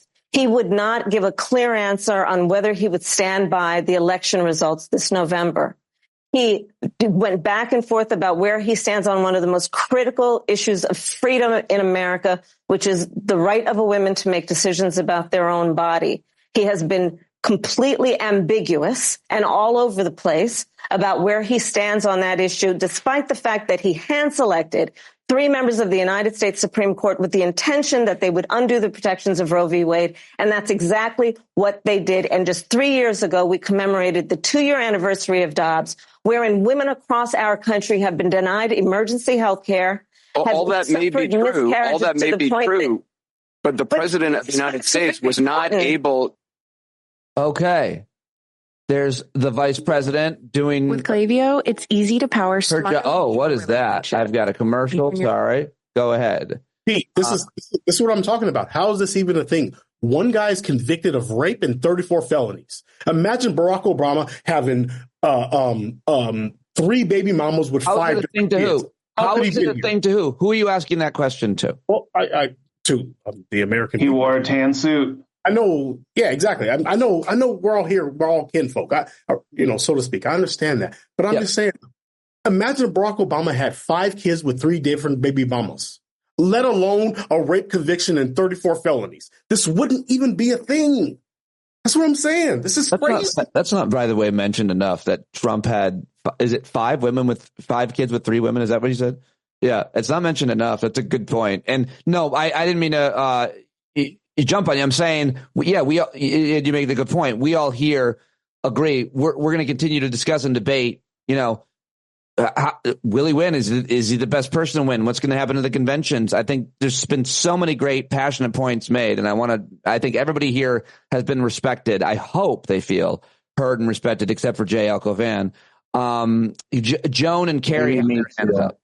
Carrie's first. And Michael had his hand up. Michael C., you had your hand up, and then I skipped over you, and I don't know if I know you, but let me go to you first. I feel badly about that. I remember you had your hand up, and I got distracted because there was a fly in my room. I'm sorry, Michael. There was the small troll walked by, and it scared me. It startled me. It jarred me. Michael? Sorry, yeah. I think I remember JL sort of saying that, we don't trust other Americans to be smart enough to vote, I guess, is the problem. Yeah, we don't trust, the undecided, uneducated, low information voter. I'd like to hope that they would get more information. Anyone who has half a brain should know that Trump is an idiot and a liar. We should trust you with that accent? You're not going to warn us? Right, I'm questioning that. I mean, I feel like you have some apologizing to do. You make good points, Michael. I mean, like, you're echoing those points. I mean, like that, but that's what we're talking about, right? We're talking about those voters, aren't we? Yeah. Yeah, I guess I'm hopeful that it can be turned around. I guess I don't know if we need to give up right away. I guess I hope still hope. I absolutely. I mean, I hope you're right. I want to believe that that's the case. Now to Joan and Carrie. Thank you, Michael. Good to have you here. Carrie's first. Yeah, I just wanted to respond to Vicky. First, shout out to Mugwai. I saw him in the background. Amanda Brooks. I wrote out a text to Vicky, but I would prefer to share it with the group where I said, I love you, my dear. Thank you for being one of the central hearts of this community. I so love your passion and can never articulate my appreciation for your input and participation. And that was the end of my text. And just really, Vicky, you're a doll. We love you. You're such a grounding force here. And I so appreciate you. And thank you. Too, Vicky. And meeting you in person and the way you expressed your love in person was overwhelming and just continues to grow and build. And I love it and appreciate it. Thank you. Seconded. Very nice. It's been seconded. We all feel that way, Vicky. Now everybody's applauding. Everyone's gonna keep each other sane. I think that's a big part of this. I think that's a big part of this community, and also JL. Right, and JL. I am the biggest part of the community by weight. Joan? I'm trying to. Had that clip on when Anderson Cooper cut off Kamala Harris, which I just think is just so disrespectful. I don't know if it's a female. He's the vice president of the United States. I think I couldn't agree more. It was very awkward. Yeah, and so and what I just pulled up before that was Rick Wilson, who, and Pete, I know you weigh in on Rick Wilson, but he says Trump is an existential threat to democracy, to the republic, to the Constitution, and our most fundamental liberties. In addition to being a fraud, a liar, a felon, a degenerate, a global embarrassment, and an ally of evil. Toughen up, fight on. A degenerate. I love it. Right on. To me, that was the most disappointing thing. I mean, here's this guy that's everything that's there, and he's accorded respect and standing. I don't know. Right. I'm just over he's it. He's never Trumper, and that's the one we got. The one thing that hasn't been brought up at all tonight is here. It's been brought up everywhere, a lot of other places, is that the CNN moderators, Jay Tapper, whose ass I kissed before, and Dana Bash, decided, obviously, to do zero pushback. The only thing they did was traffic cop. There's not a person in this hangout outside of Aaron the farmer who couldn't have moderated that, because all they had to do is read their line. Aaron would have snapped and told everybody to fuck off. But all they did was read their questions and keep the time and press the mic, meaning the argument that everybody seems to be making is that they weren't moderators. They did no moderation. They didn't push back. There was no fact checking. Comedian Laurie Q. Martin tweeted more like moderators. All right. Well, for some reason, that's where the conversation cut off, the audio. I don't know. Did I stop recording at that point? I think I might have, and we talked a little bit more. But that's it. That's all from the Hangout last night. If you like that kind of thing, I'll put it together more. I hope you appreciate it. If anybody is upset about hearing their voice and wants me to take it out, let me know, and I'll try to get in there. But please don't, because that'd be a goddamn nightmare. But I will if you're actually really concerned about something. There you go. That's what I've got for you. John Fugelsang, last night's Hangout. Can't do it without your support. Thank you very, very much. I got to go now have a conversation with Eric Siegel and probably a lot more people to see how to process all of what is happening between the debate and the Supreme Court and everything else. So I hope you're having a good weekend. Thank you so much for your support, and I will talk to you later. Jon Carroll taking us out as always.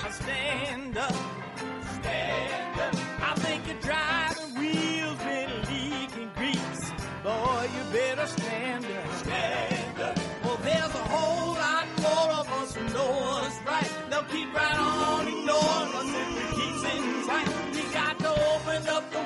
to let in some light. You gotta stand up. That's right.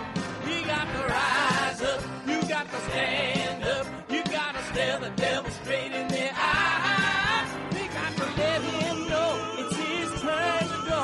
See it clear when all you hear is a lie. So get up off of your butt, get down off of your fence. Even if it ain't a very friendly audience, well, they'll begin to listen when you start making sense. And you stand up, stand up. No need to point your rifle to defend your town. Just stand up, stand up. You know they can't deny you what you're laying down. Oh, you better stand up, stand up. Show your face of every color, yellow, black, red, and brown. She's the place where every lost child will finally be found. There's only one thing to do before we stand our ground, and that's stand up, stand up. Well, the founding fathers saw a land for all. They had to stand up, they had to stand up. They had a keen imagination for a crystal ball, drawing all the plans of stand up. But all they had to go on was the time they were in, with other causes for laws, and since they weren't even sin, they knew that change was gonna come before the change could begin. They had to stand up. All right, they had to stand up. We got to stand up. We got to look the devil square in the eye. We gotta let him know it's his time to go, and make it clear when all we hear is a lie. Why you lying awake wondering where the money all went? It'll be the cost of freedom that'll go unspent. You can see him flee the scene of that experiment if you stand up. All right, we got to speak up. We got to reach up and raise your voice in every way you know how. Don't be toes up. You got to show up. Ain't no better time to do it but now. No need to pledge allegiance to no wanton tribe. Rise up, show obedience to the voice inside, and listen well, and it'll tell you not to run there.